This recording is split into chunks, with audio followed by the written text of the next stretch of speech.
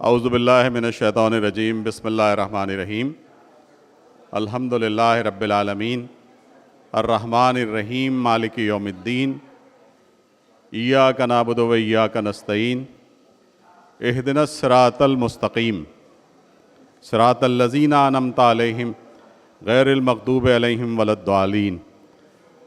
मोअज़्ज़ज़ ख़वातीन व हज़रात, शहर नामुराद की तक़रीब रूनुमाई है।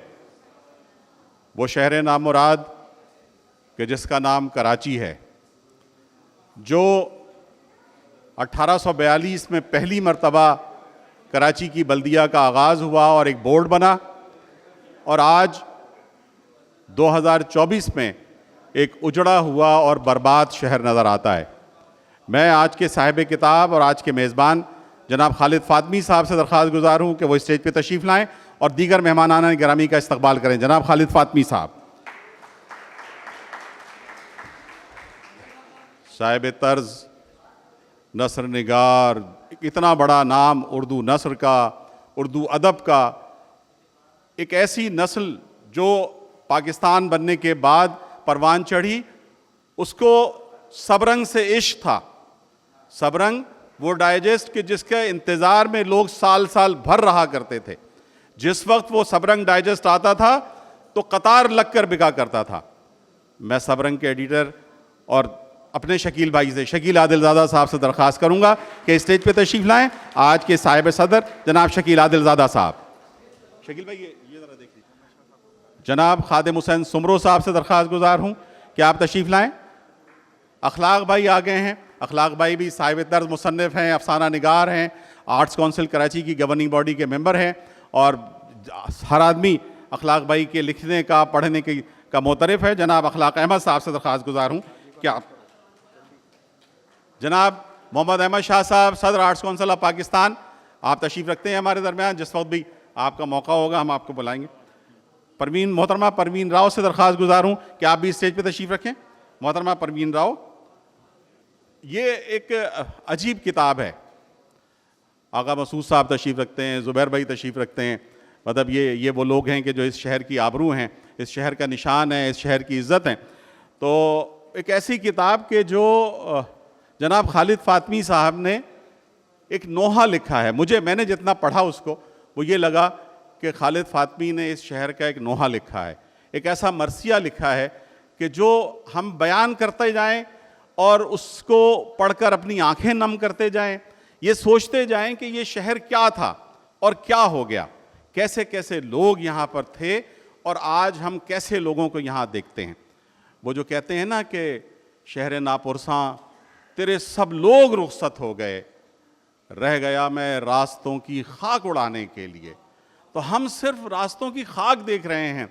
वो लोग, वो नस्ल जो यहाँ जवान हुई और जिसने अब देखा है इस शहर को, वो इस शहर की खूबसूरती को नहीं देख सके, इस शहर की हुस्न को नहीं देख सके, इस शहर की मतानत को नहीं देख सके, यहाँ पर रहने वालों को एक दूसरे से मोहब्बत को नहीं देख सके।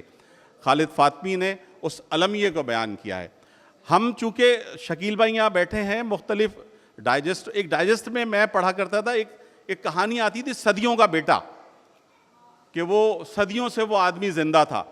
तो मुझे भी ये लगता है कि खालिद फ़ातमी शायद सदियों से ज़िंदा रहने वाले आदमी हैं, कि अगर इनसे बात करो तो ये कभी अल्लामा मुख्तार रिज़वी की बात करते हैं, कभी शहर बदर होने वाले तालिब इल्मों की बात करते हैं, कभी मेजू माँ की बात करते हैं, कभी किसी की बात करते हैं। तो मुझे भी ये लगता है कि ये बड़ी क़ब्ल मसीह वसी की कोई शख्सियत हैं और ये मुस्तकिल चलते चले आ रहे हैं ताकि ये इस कराची को देख सकें।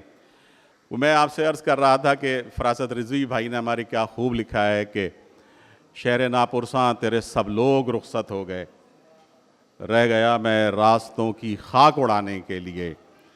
नुक्ता शनास हम नशी दूर चले गए कहीं, लिख के गज़ल किसे सुनाएं, पढ़कर किताब क्या करें। ये मेरे शहर ज़र के लोग, इनको है बेहिसी का रोग। ये मेरे शहर ज़र के लोग, इनको है बेहिसी का रोग। इनसे कलाम क्या करें, इनसे खिताब क्या करें। तो ये शहर जो अब शायद शहर ज़र बन गया है, कि जहाँ पर ये अगर बाहर जाकर बात करें तो बहुत ज़्यादा मुनासिब हो जाएगा। ताकि हम लोग डिस्टर्ब ना करें और आप अपनी गुफ्तगू अच्छी तरह से कर सकें और हम अपनी गुफ्तगू अच्छी तरह से कर सकें।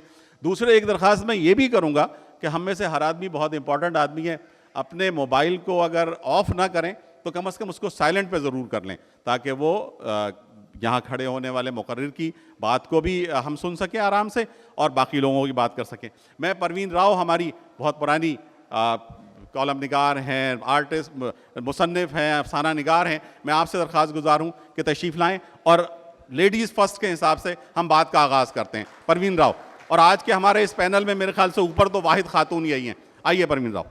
किताब का नाम तो आपने सुन लिया है, नामुराद कराची, लेकिन इसके बामुराद लोग जो बैठे हैं, मैं उन्हें आइंदा के लिए आबादी की मुबारक देती हूँ, बामुरादी की मुबारक देती हूँ कि सिर्फ नामुराद ही नहीं है, ये बामुराद भी होने वाला है।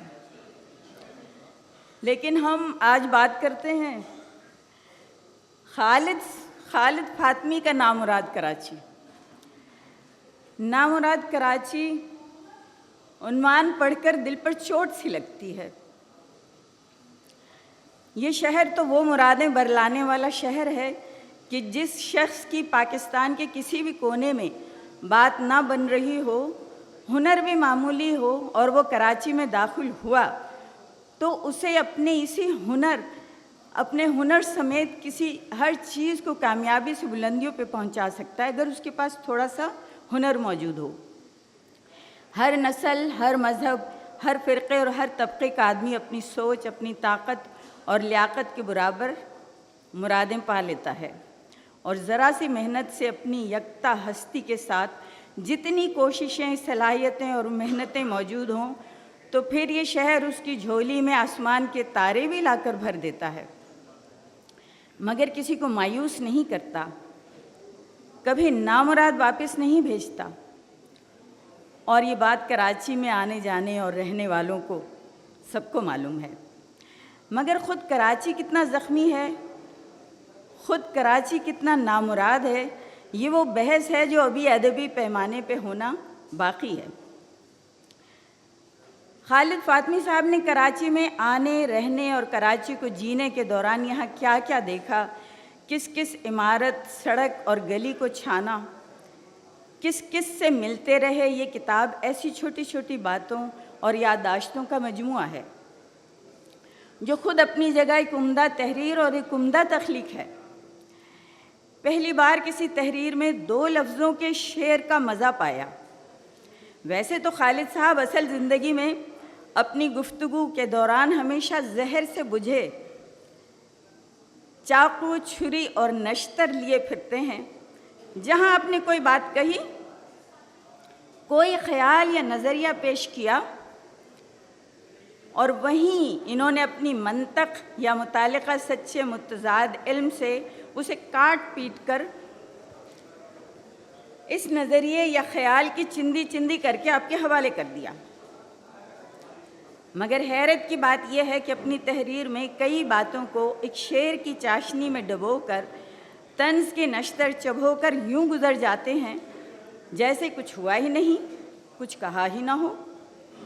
मसलन सिर्फ़ एक गवाही में बहादुराबाद का जिक्र चल रहा तो लिखते हैं 1960 की दिहाई है, बहादुराबाद बहुत आबाद नहीं था, शहीद मिल्लत सिर्फ 2 सर्विस रोड का नाम था, एक तरफ से आना, दूसरी तरफ से जाना। तारिक रोड पर बड़े बंगले नज़र आते थे लेकिन ये पूरा इलाका रिहायशी था। भुट्टो के बाद पहले तारिक रोड, फिर खालिद बिन वलीद रोड कमर्शियल बने। अब तो रोड क्या, मसाजिद, मदरसे और यतीम खाने भी कमर्शियल बन गए। पैसा हमारा कौमी मयार और ज़िंदगी की दौड़ है। बहादुराबाद में कदरे कम आबादी के इलाके में 1-2 मंजिला मकान था जिसकी पहली मंजिल पर हम किराएदार थे, मामों के साथ रिहाइश थी, साथ 1-2 बंगले बन चुके थे। चौरंगी जो अब 4 मीनार के नाम से मशहूर है, एक ही बड़ी दुकान यूनिवर्सल स्टेशनरी थी। पूरी रात डायनामाइट से पहाड़ तोड़ने की आवाज़ें आती रहती थी। सिक्योरिटी कम थी। सन्नाटा था लेकिन पुरअमन था। नौजवान लड़कियां रात देर तक गलियों और सड़कों पर खाने के बाद चहलकदमी करती नजर आती थीं, लेकिन खौफ कोई नहीं था। पुलिस और सिक्योरिटी कम थी, इसलिए जराइम की किताब अभी पूरी तरह नहीं खुली थी। रेंजर्स का तो नाम भी शायद किसी आदमी ने, शरीफ आदमी ने सुना ना हो। इज्जत सिर्फ वकला, डॉक्टर्स और असातिज़ा की होती थी। कप्तान, मेजर, कर्नल, डीएसपी अभी तक इंसानों में ही शुमार होते थे।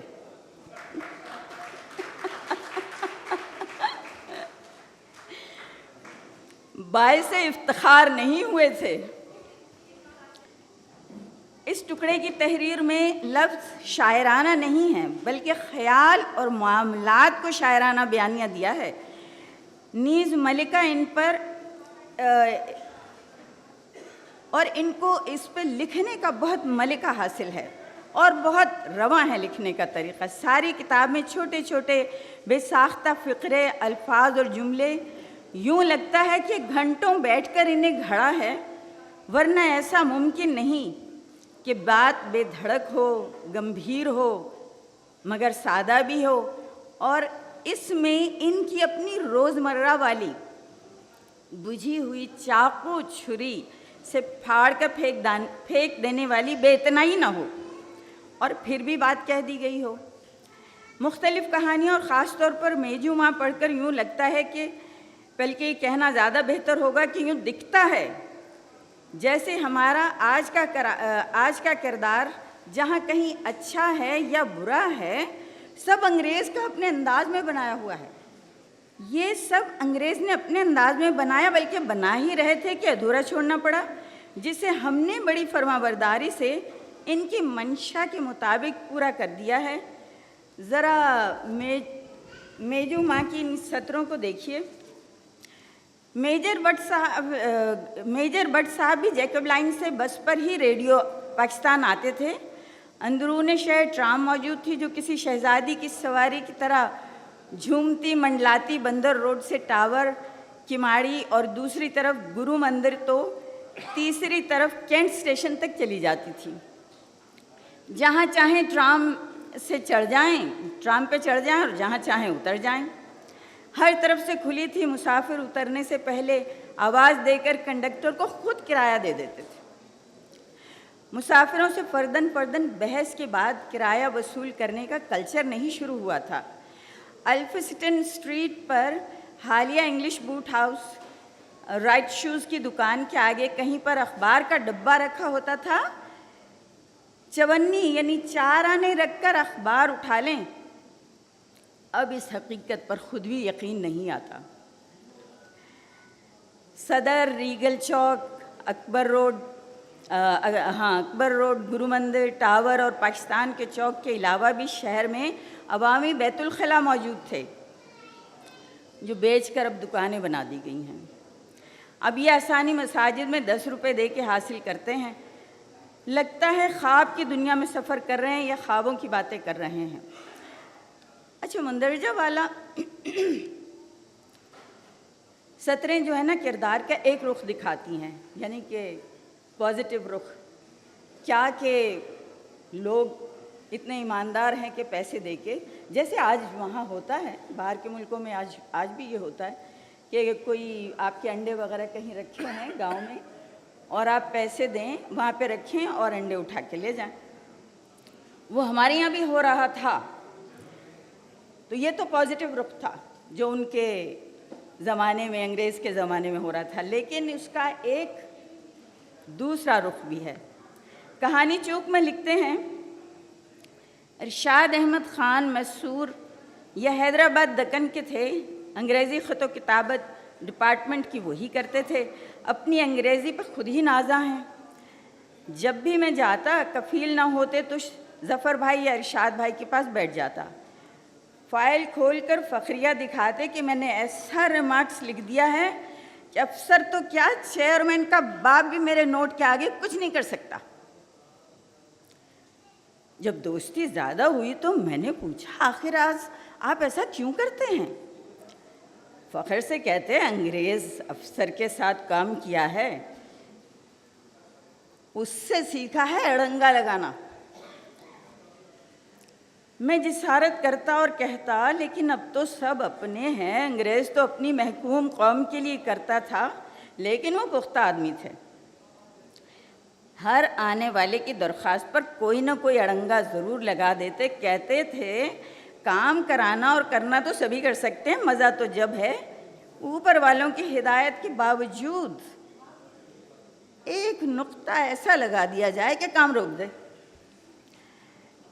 अब ये है हमारे किरदार का वो काम जो अंग्रेज़ अधूरा छोड़ गए थे, अब वो मुकम्मल हो चुका है। आजकल सब जानते हैं कि नुक्ता क्या काम करता है। सिर्फ यही नहीं बल्कि हकीकतों की नर्सरी भी लगाई थी, जो आज हमारी तीसरी चौथी नस्ल के ज़माने तक तनाव और दरख्त का घुप अंधेरे वाला जंगल बन चुकी है। आगे लिखते हैं, फाजिलाती नहायत खुश अखलाक इस्माइली आगा खानी थे। केपीटी में चपरासी की आमदनी रोज़ाना उस ज़माने में 5,000 से 10,000 रुपये थी। फिर पूरे डिपार्टमेंट के हेड फाजिलाती के बारे में कयास बेकार है, क्योंकि वो क्या कमाते होंगे या क्या देते होंगे, ये कयास बिल्कुल बेकार है। मशहूर था कि हर माह $1,00,000 जमा करके अमेरिका भेजते थे। कितना सच है कितना झूठ है ये कहना मुश्किल है, लेकिन कितना झूठ है ये कहना और बड़ा झूठ होगा। जिस इदारे की चपरासी की आमदनी 5,000 रुपये रोज़ाना हो, क्या वो दूसरे इदारों के चपरासियों को नहीं ललचाता होगा? और फिर इन्हीं चपरासियों ने कैसे रफ्ता रफ्ता तमाम अफसरान को किरदार की ढलवान पगडंडी से नीचे उतरना सिखाया होगा। इन मराहिल को मंतकी तौर पर खालिद फातमी साहब ने एक दूसरी कहानी में लिखा। कहते हैं मतलब मैं ये कह रही हूँ कि चपरासी चपरासी को देख के रंग पकड़ता है। दूसरी कहानी में लिखते हैं कि अल्लाह रज़ाक है और उसमें जो चपरासी है बज़ाहिर बहुत दिलेर, बहुत खुदसर, बहुत ढीठ और बहुत अय्यार है। शायद वो जानता था कि केपीटी ट्रैफिक के चपरासी की आमदनी कितनी है और केडीए का चपरासी कितना कमा सकता है, और उसे भी नुक्तों से वाकफियत थी। अब मैं इसकी वैसे पढ़ के नहीं सुनाती, ज़बानी बता देती हूँ कि उसके बाद उन्होंने चपरासी ये कहता था कि भाई वो अगर कोई ऑफिसर से मिलने आता था तो वो चपरासी से कहते थे कि भाई हमारी दरख्वास्त पहुंचा दी। तो चपरासी कहता था कि दरख्वास्त पे वज़न रखा था? तो कहते नहीं, वो तो यहाँ रख के हम चले गए। तो कह लेंगे फिर उड़ गई होगी। अब वो लोग समझ नहीं रहे। जब काफ़ी अरसे बाद बात समझ में आती थी तो उन्हें वो वज़न रखना पड़ता था। एक ऑफिसर आए, वो कहने लगे कि ये क्या बात है। उन्होंने शिकायत कर दी और माफ़ी मांगने लग गए चपरासी साहब फाजिलाती साहब से कि नहीं नहीं अब आइंदा नहीं करूँगा। मगर उनको सज़ा मिली और उन्हें सड़क बनाने वाली जगह पे मुलाजिमत दे दी गई, मतलब वो ट्रांसफ़र कर दी गई लालू खेत में। वो आप पढ़ेंगे किस्सा तो आपको मज़ा आएगा। और उन्होंने वहाँ पे जाके क्या करना शुरू कर दिया कि ओवरसियर्स, इंजीनियर्स, वो तो बेचारे काम कर रहे हैं, ये जाते थे लोगों के घरों में, कहते थे कि एक जग पानी दे दीजिए, इंजीनियर्स को देना है। पानी लिया, इंजीनियर्स को दे दिया। आप सामने खड़े हैं इंजीनियर्स, वो देखिए खड़े हैं ना। बहुत अफसोस हो रहा है मुझे, आपके घर के मर्दों को मत बताइएगा, आपका घर जो है ना सड़क में आ रहा है, ये कट जाएगा। मुझे बहुत दुख हो रहा है, मुझे बहुत तकलीफ़ हो रही है, मैं नहीं चाहता कि किसी को दुख पहुँचे। तो आप ऐसे करें, थोड़े से पैसे, मैं नौकरी मेरी वरना नौकरी चली जाएगी, थोड़े से पैसे दे दें, मैं किसी तरह से कुछ करता हूँ कि आपका घर जो है उसमें ना आए। और वो उनसे ऐंठ लेते थे पैसे। एक बंदे ने शिकायत कर दी जाके हेड ऑफिस, भाई ये क्या बात हुई, आप कैसे बग़ैर इत्तला दिए हमारा या किसी का भी घर काट सकते हैं एप्लीकेशन दिए बगैर कि जी आपका आएगा और आप कुछ बंदोबस्त कर लें। तो उन्होंने कहा हमने तो ऐसा कुछ नहीं किया। कहने के देखिए, और जब वहाँ गए तो मालूम हुआ कि शाकिर साहब जो वो चपरासी हैं वो चले आ रहे थे। जिसका मतलब ये है किरदार बना गए हैं। हमने अपने आप कुछ नहीं बनाया, ना अच्छा न बुरा। यही वो कह रहे हैं। ये सिर्फ कराची नामुराद नहीं है, पूरा मुल्क ही नामुराद होने जा रहा। लेकिन अब तो हमें देखना होगा। मेरा ये ख्याल है कि अब हमें देखना होगा कि कौन कौन हमारे साथ क्या कर रहा है। एक बात बहुत ही ख़ास है इस एक अगली कहानी में, उसे भी मैं मुख्तसर करके बता देती हूँ। मैंने वैसे यहाँ तफसील से उसे नक़ल किया था, लेकिन चूँकि माशाल्लाह बहुत सारे लोग हैं तो एक साहब जो इंडिया से आ रहे थे, उनको वहाँ पे खुफिया में जॉब मिली थी। वहाँ से उन्होंने कहा मैं तो पाकिस्तान जाऊँगा, फैमिली उनकी वहीं रुक गई। जब वो यहाँ आए तो यहाँ भी खुफिया में थे और उन्होंने बहुत सारे लोगों को जेल भिजवाया, इधर भिजवाया वो, और आखिर में वो फिर रोने लगे कि मैं अकेला रह गया और मैं अपने ही लोगों के लिए ये काम करता रहा जो कि मुझे पसंद नहीं। और उन्होंने आखिर में कागजात भी जला दिए और ख़ुद को धुएं में बंद कर लिया और वो दम घुट के मर गए और उन्हें बहुत अफसोस था इस बात का। तो ऐसी ऐसी कहानियाँ लिखी हैं कि बस हमें झिझोड़ के रख दिया है। तो अब देखिए आप उस किताब में क्या देखते हैं और दूसरे लोग क्या बताते हैं। बहुत शुक्रिया।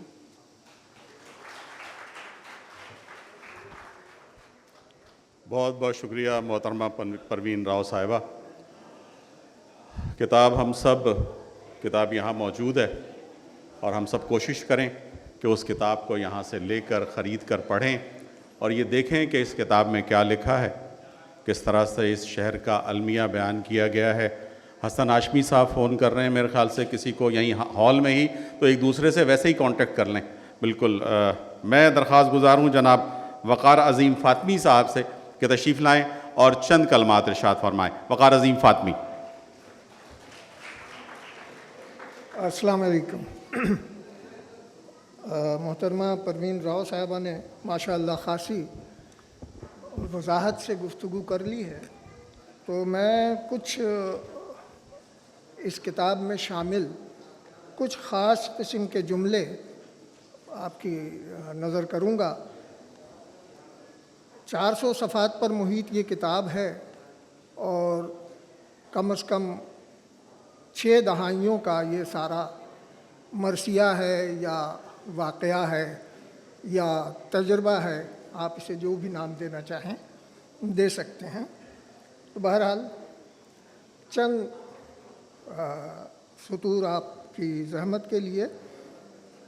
ज़ाती सफ़ा यानी सफ़ा नंबर 5 की यह आखिरी सतर, ज़िंदा पहली से आखिरी सांस तक ही रहते हैं, न इससे पहले न इसके बाद। खालिद फ़ातमी। पेश लफ्ज़ का सफ़ा है सफ़ा नंबर 8। ये 2 सतूर नहायत कमयाब, नादिर व नायाब लोगों में इन्हें शामिल कीजिए तो कुछ गलत ना होगा।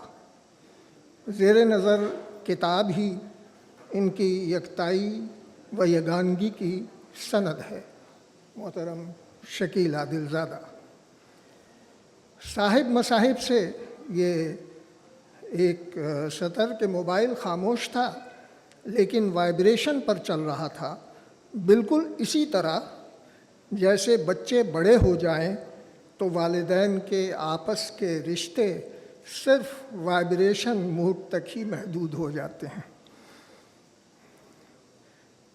एक और जुमला, कराची में इज़्ज़त जहनों की होती थी जो खिसकते खिसकते जेब में उतर आई, और आज पाकिस्तान में इज़्ज़त व एहतराम सिर्फ जेब तक आकर रुक गया है।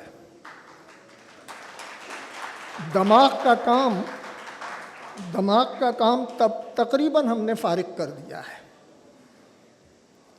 एक और, वैसे तो मैंने ख़ासी इसमें से लाइनें मुंतखब की थीं, लेकिन चूँकि मुकर्रिरीन और हमसे बहुत मोतबर मुकर्रिरीन की आप गुफ्तगू सुनना पसंद फरमाएंगे तो इसलिए कुछ इक़्तिबास कि पाकिस्तान में शराब खानों और क्लब पर पाबंदी के बाद नेकी इस तरह माशरे में फूट पड़ी कि हर शख्स जिहादी बन गया और जिहाद की प्रैक्टिस अपनों ही पर करने के बहाने ढूंढने लगा।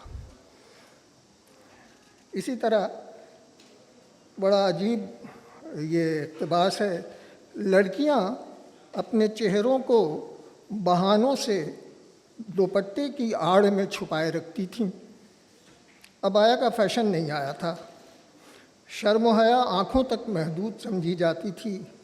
अबाया का फैशन जनरल ज़ियाउल हक़ के मजहबी दौर से शुरू हुआ था। जिस तरह भुट्टो की शलवार कमीज़ ने पूरी कौम से अचानक पैंट शर्ट छुड़वा दिया था। शलवार कमीज़ में सबसे बड़ी आसानी जिसने इसे मकबूल कराया था वो ये थी कि आसानी से कुर्सी पर पैर रखकर बैठ जाना, जूते न पहनना, मोज़ों से मुकम्मल आज़ादी और सबसे अच्छी बात कि रात जिस शलवार कमीज़ में सोए उसी में दफ्तर पहुंच जाना। कुछ और आपकी ज़हमत कि मुर्दा कौमें मरने से बहुत पहले ही अपने मोहसिनों का जनाजा पढ़ लेती हैं। बीवी का रिश्ता भी अजीब रिश्ता है, साथ मरना साथ जीना। सख्त वक्त आ जाए तो मर्द में सिमट आती हैं। ये इनके तजुर्बात हैं और इब्राहिम जलीस हिंदुस्तान में ही शोहरत हासिल कर चुके थे। 40 करोड़ भिखारी ने उन्हें तरक्की पसंद अदीबों में मोहतरम हैसियत अता कर दी थी। आज ज़िंदा होते तो अपनी नई अशात 22 करोड़ गैरतमंद भिखमंगे लिख सकते थे। इब्तिदा में किताब का नाम अनजहानी कराची था, जिसे आखिरी मरहले में बदल कर नामुराद कराची रख दिया गया। चंद सतूर, फ़र्द के पेट में गलाजत ख़त्म हो जाए तो मर जाता है। फ़र्द के पेट में गलाजत ख़त्म हो जाए तो मर जाता है। मुआशरा भी अपनी बुराइयों और अच्छाइयों से ही कायम रहता है, वरना दरिंदों की बस्ती में तब्दील हो जाता है। मैं घंटों उनकी महफिल में बैठकर सोचता कि इनमें शायद एक दो हों जिनको अपनी नस्ल या खून का इदराक हो, जितना ये घोड़ों की नस्ल पर तवज्जो देते हैं।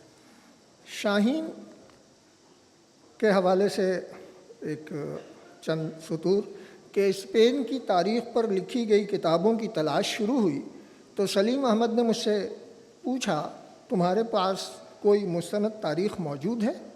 मैंने कहा, फ़िलिप हनी मेरे नज़दीक एक जदीद दुनिया में मुसलमानों की तारीख़ के मौरिख़ों में सबसे बड़ा नाम है। मेरे पास उनकी किताब हिस्ट्री ऑफ अरब्स मौजूद है। मैंने सलीम भाई के हवाले कर दी। ये और बात कि किताब देने वाला अहमक और वापस करने वाला उससे बड़ा बेवकूफ़। आज तक वो किताब वापस नहीं मिली। मेरा बज़ाहिर कोई काम काज नहीं था सिवाय दोस्ती या सलीम भाई की चमचागिरी के। मुझे पढ़े लिखे लोग हमेशा अफसरों और फ़ौजियों से अच्छे लगे। ये छोटे छोटे जुमले हैं, लेकिन इनकी अफादियत ख़ासी है। मैं एक इक़्तिबास जनाब अब्दुल क़ुद्दूस हाशमी साहब के हवाले से ज़रा सा कई सतूर हैं आपकी को ज़हमत देना चाहता हूँ। मौलाना अब्दुल क़ुद्दूस हाशमी की सोहबत में कम वक्त गुजारा, लेकिन उनकी इल्मी सलाहियत और इस्लाम के बारे में उनके सादा और वाज़ह ख़यालात और ज़िंदगी को सादगी में ढालने के अमल ने मुझे हमेशा मुतासर रखा। लातीनी और इब्रानी ज़बान पर उबूर था। कुरान के फ़लसफ़े क़ानून और फ़िक़ह पर बिलाशुबा उनकी दस्तरस बर्रे सग़ीर के किसी भी आलिम दीन से कम नहीं थी।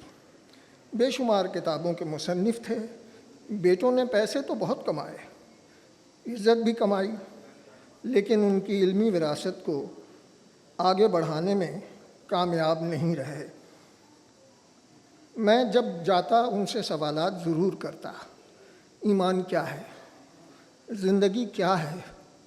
इस कदर सादा अंदाज में जवाब देकर मुतमईन करते कि उसके बाद पाकिस्तान के बड़े बड़े ख़तीब, आलिम और मुफ्ती मुझे स्टेज पर बैठे हुए परफॉर्मर से ज़्यादा नहीं लगते।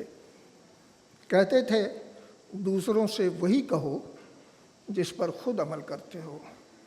दूसरों में अच्छाइयाँ और ख़ुद में खामियाँ ढूंढते रहो। सोने से पहले आईने पर नज़र पड़े तो पूरे दिन के किसी लम्हे के किसी अमल पर शर्मिंदगी ना हो।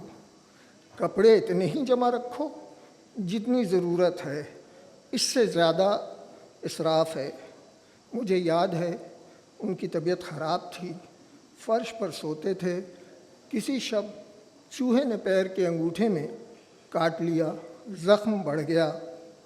मैं गया तो दीवार से गौतकिया लगाए कुछ लिख रहे थे।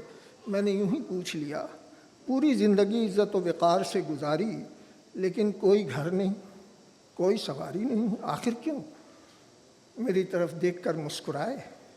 ये दोनों चीज़ें मैं अपने साथ नहीं ले जा सकता। और पैसे? मैंने पूछा।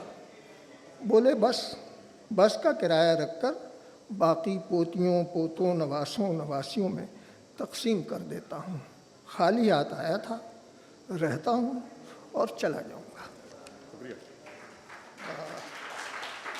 मैं अपनी ये तवील समाखराशी इस पर ख़त्म करना चाहता हूँ कि आप न सिर्फ किताब हासिल करेंगे बल्कि इसके मुताले से अपने ख़यालात से भी मुसन्निफ़ को आगाह करेंगे। शुक्रिया। शुक्रिया जनाब वक़ार अज़ीम फ़ातमी साहब। हम एक रिवायती तरीक़ा होता है किताब की रूनमाई का, तो मैं आपसे दरख्वास्त करूँगा तमाम हजरात से कि ये किताब अपने हाथ में लेकर एक लम्हे के लिए सिर्फ खड़े हो जाएं, ताकि हमारे लिए ये तस्वीर बन जाए, हमारे रिकॉर्ड में और खालिद फ़ातमी साहब के रिकॉर्ड में आ जाए और इस किताब की बाकायदा रूनमाई हो सके।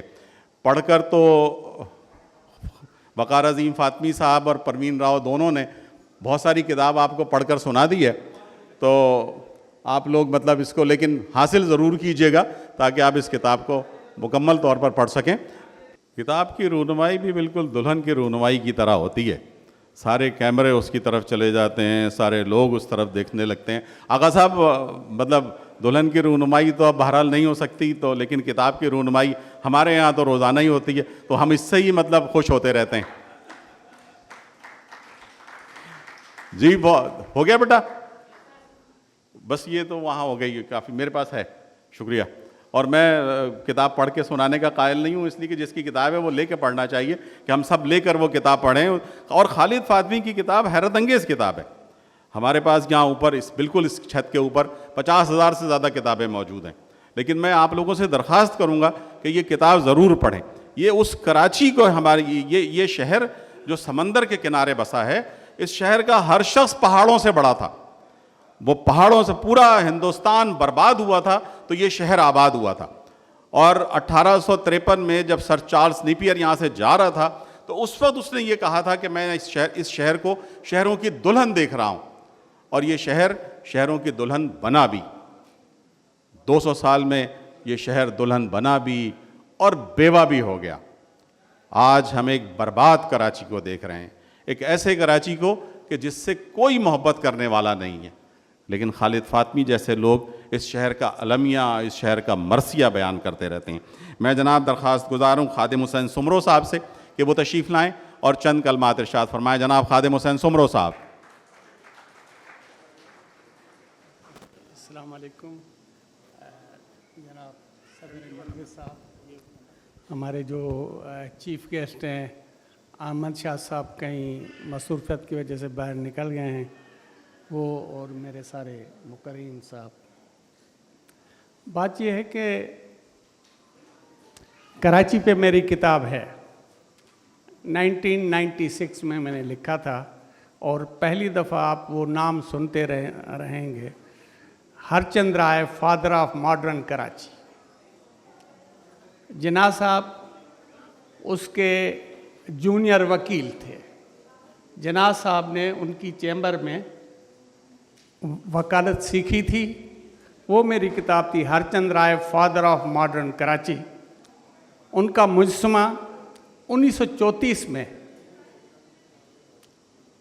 KMC बिल्डिंग में लगा था, जिसका कंपेयरिंग जिसकी जनाब जमशेद मेहता ने की थी, वो आफ्टर पार्टीशन गिराया गया।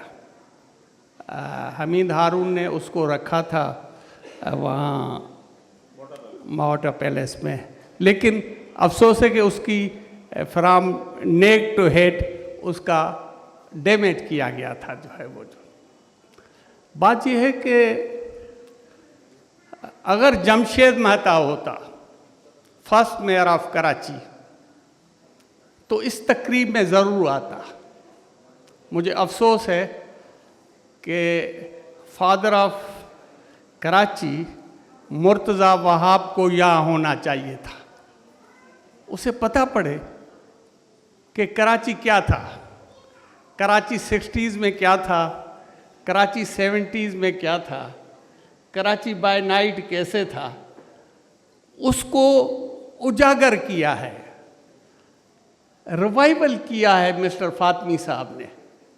फातमी साहब ने वो चीज़ें हमें बताई हैं इस किताब में जो हमारे नस्लन को पता ही नहीं है जो है वो। इसलिए nowadays this is city of warlords and underworld. आज वो कराची जिसके लिए नेपियर ने कहा था जब जा रहा था 1847 में कि एक कराची में जब वापस आऊं तो मुझे ये आरजू है मेरी कि मैं तुम्हारा हुस्न व कमाल और जमाल आके देखूं। आज वो सिटी ऑफ वार लॉर्ड्स है एंड सिटी ऑफ अंडरवर्ल्ड है, उसको उन्होंने उजागर किया है। और बड़ी बात यह है कि ने उर्दू अदब में मैंने फिक्शन तो देखे हैं, नावल देखे हैं, स्टोरीज देखी हैं, लेकिन ये वाहिद किताब है जिसमें झूठ नहीं है। बड़ी बात यह है कि जिसमें कोई लफाजी नहीं है, जो उसने अपनी आंखों से देखा है। दाढ़ी मत देखें सर, दाढ़ी में इस्लाम नहीं है, इस्लाम में दाढ़ी है। वो जो उन्होंने चर्च के अड्डे पे गए हैं वो भी उन्होंने लिखा है, बाज़ार हुस्न में गए हैं कैसे वहाँ भागे हैं, पुलिस का छापा पड़ा है वो भी इसने उसमें लिखा है। और बहुत सारी चीज़ें ऐसी लिखी हैं कि वो सारा सच लिखा है, अपने मुतालिक ही सच लिखा है कि क्या है क्या नहीं है। हमारे दोस्त थे बहुत मोहसिन थे। देखें एक किताब है नियाल फिरगोसन की, the great D generation. America D generation के तरफ जा रहा है। क्यों जा रहा है? तो जो इंस्टीट्यूट थे जिन्होंने अमेरिका को अमेरिका बनाया था वो ग्रेट डी जनरेशन के तरफ जा रहे हैं। तो आज कराची का भी ये हाल है कि वो डी जनरेशन के तरफ जा रहा है। ये किताब जब पढ़ेंगे ना, इसका ये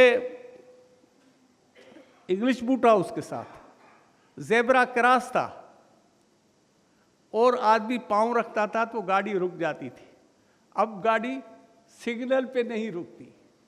आज से 50 साल पहले यहाँ ज़ेब्रा क्रॉस था, आपने देखा होगा या नहीं, गाड़ी रुक जाती थी। अब वो कराची हमने वो बनाई है जिसमें न सोशल वैल्यूज़ हैं, न मोरल वैल्यूज़ हैं, न इखलाकी कदरें हैं। एक बात मजाकन एक इनका दोस्त था मिस्टर शफीक बरेलवी, उन्होंने इनकी दावत की, शरीफाबाद में रहते थे। ये गए, कहा किसी से भी पूछ लेना, मेरा हर कोई आपको बताएगा। ये बेचारा पूछते पूछते थक गए। बच्चे गेम खेल रहे थे तो वो बच्चों से पूछा, बाबा शफीक बरेलवी साहब कहाँ हैं? उनका उनके बेटों का पता है नाम, बच्चों का उनका नहीं। कब फिर आप चले जाएं थाने, वहीं आपको पता पड़ेगा कि शफीक बरेलवी क्या है जो है।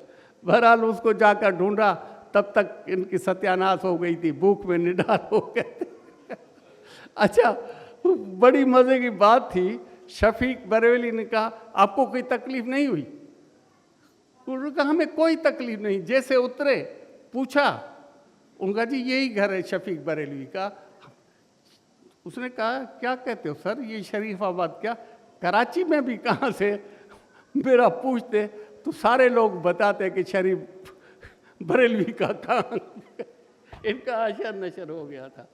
अच्छा, ये जो मैं बात बता रहा था, इदारे थे, सैयद मोहम्मद तकी था, जॉन एलिया था, दूसरे लोग थे जिनके घर पे इल्म, अदब और बड़ी महफिलें होती थी, जिसमें लोग लर्न करते थे, जाकर सीखते थे। आज वो कराची से नापेद हो चुके हैं। और कमाल है इस आदमी का, जिसने उसका हमें आंखों देखा अहवाल दिखाया है कि बाबा कराची क्या था, कराची क्या था। ये Odeon hotel, Paradise hotel, cafe Jahan, यहाँ महफिलें लगती थी, बड़े प्रोफेसर आते थे, बातें करते थे, दुनिया जहान का इल्म बांटते थे। आज वहाँ जाएंगे तो कुछ ही नहीं होगा जो है, आज वहाँ कुछ ही नहीं होगा। ये हम वो कराची है जहाँ 4 लाख लोग थे पार्टीशन के टाइम में। उस टाइम सदर में कई टॉयलेट्स थे। हमारा कमाल ये है कि हमने टॉयलेट्स ही बेच दिए। अगर मस्जिद नहीं होती मिसाल के तौर पर, तो ये सारा शहर सदर जो है पेशाब खाना नहीं होता जो है। वो जो है आदमी जो जहाँ बाहर से आता है, तो यहाँ कराची में ये वो कराची था, इतना हसीन कराची था जिसका ये मैं दावा से कहता हूँ। मैं यूरोप गया हूँ, मैं अमेरिका गया हूँ।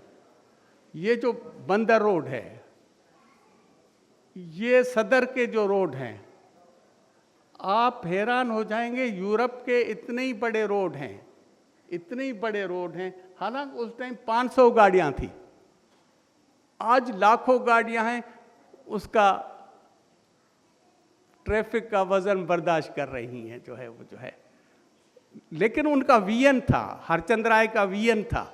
आप उनका विजन देखें कि 500 गाड़ियों के दौर में इतने बड़े उन्होंने रोड बनाए कि इस हसीन कराची को वो बना के हमारे लिए चले गए।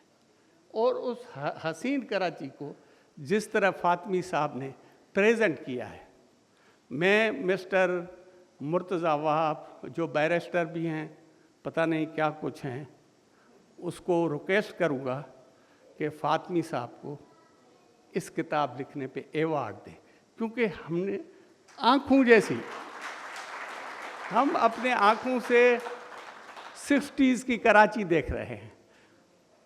शहनशाह हुसैन का चाकू देख रहे हैं, कैसे ट्राके वाला उसके पास चाकू था। अली मुख्तियार रिजवी का आप देख रहे हैं। हसन रिजवी जानी, वो अली मुख्तियार वाले उसे कहते थे चरिया हसन चरिया मैं उसे चरिया समझता था, बाहर से आया था तो चरिया समझता था। एक दफ़ा वो अकेला बैठा था, जब मैं उसे मिला तो मैं परेशान हो गया, ये चरिया तो नहीं है, ये तो बहुत ज़हीन आदमी है। तो वो कराची थी जिसमें मोहब्बतें थी, डिस्कशन थे। और कराची ये जो है, आपको पता है कि यूरोप और अमेरिका में रिसेशन क्यों आई थी? रियल एस्टेट की वजह से आई थी। रियल एस्टेट गिरी थी तो वो रिसेशन आई थी।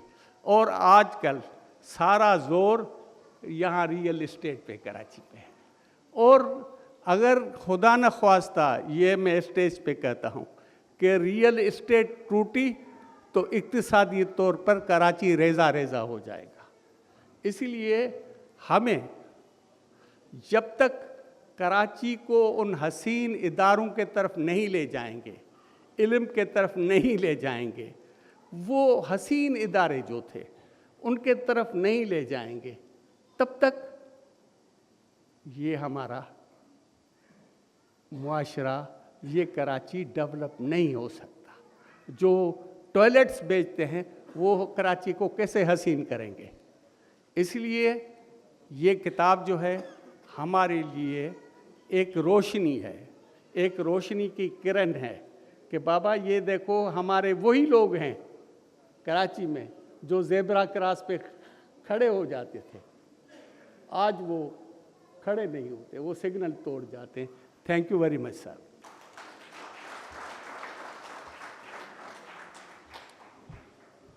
बहुत शुक्रिया खादिम हुसैन सुमरो साहब, आपने बड़ी तफसील के साथ हरचंद राय विशन दास का ज़िक्र किया, इस शहर के उन मौसनों का ज़िक्र किया, जमशेद नसरवान जी मेहता जो यहाँ के पहले मेयर थे, या सर्फ हम बाज़ औक़ात हमें ये महसूस होता है कि शायद हमने अपने उन मौसनों को भुला दिया, इसलिए भी इस शहर पर बहुत सारे अज़ाब तुलू हुए। मतलब हरचंद राय विशन दास का जिक्र किया, अगर हरचंद राय विशन दास नहीं होता तो ये शहर इतना महदूद होता कि एक छोटी सी खाड़ी पे बना हुआ शहर होता ये।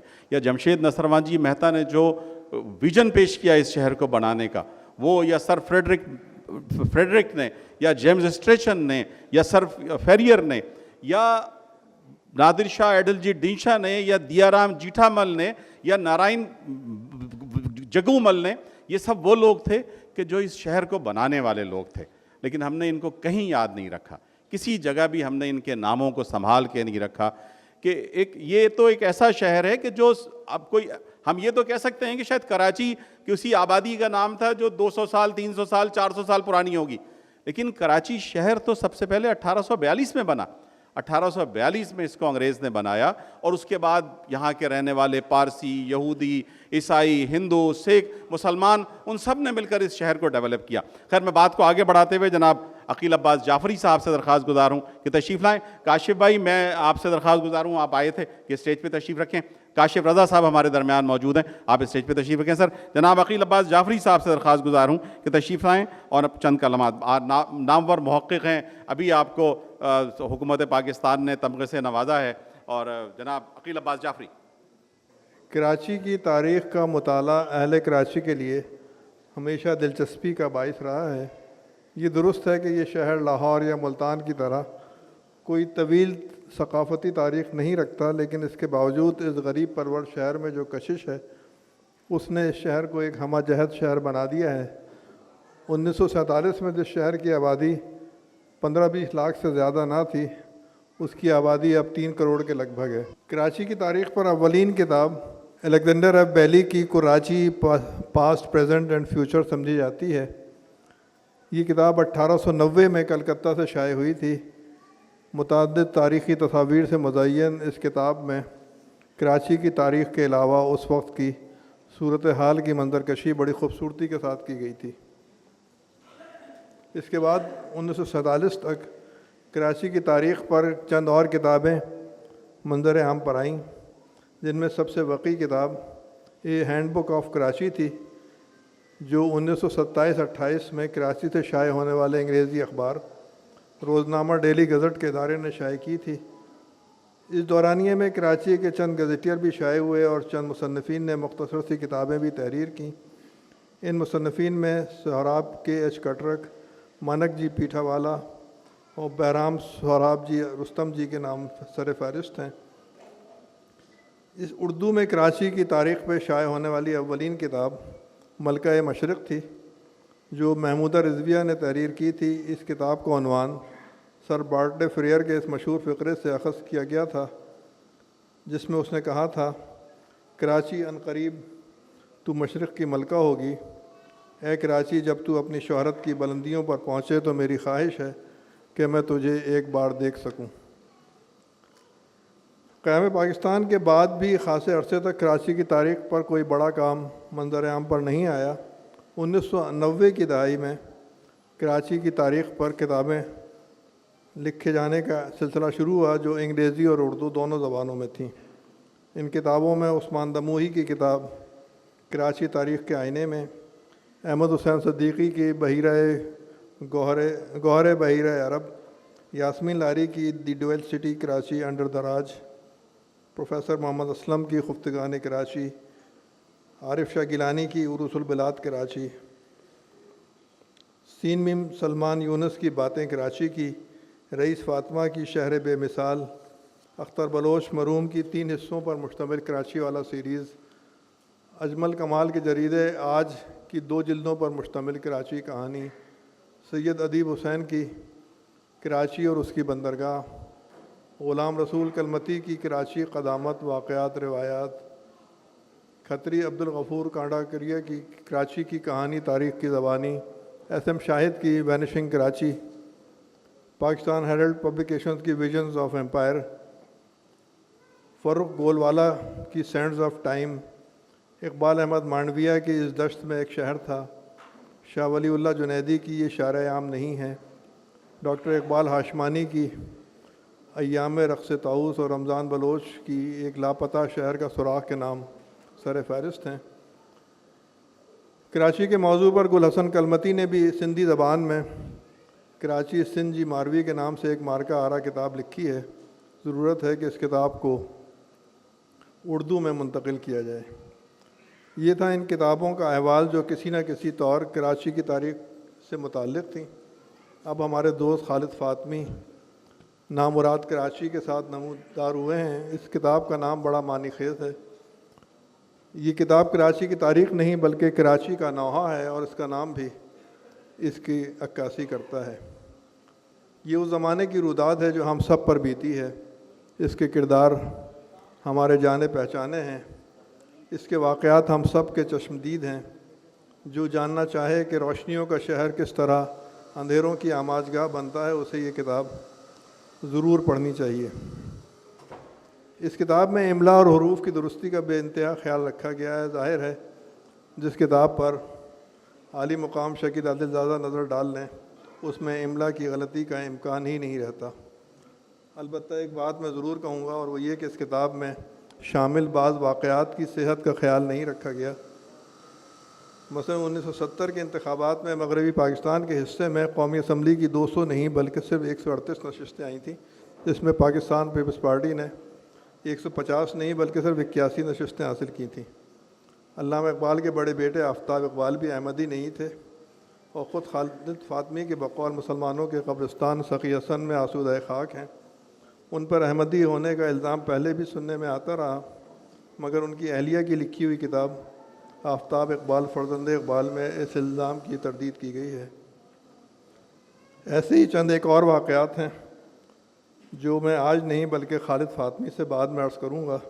आज तो मैं सिर्फ ये कहना चाहता हूँ कि जिस तरह माइथोलॉजी में कुकनुस नामी परिंदा अपनी राख से एक मरतबा फिर ज़िंदा हो जाता है, इसी तरह मुझे उम्मीद है कि ये नामुराद शहर भी अपनी राख में रक़्स करके एक मरतबा फिर ज़िंदा हो जाएगा।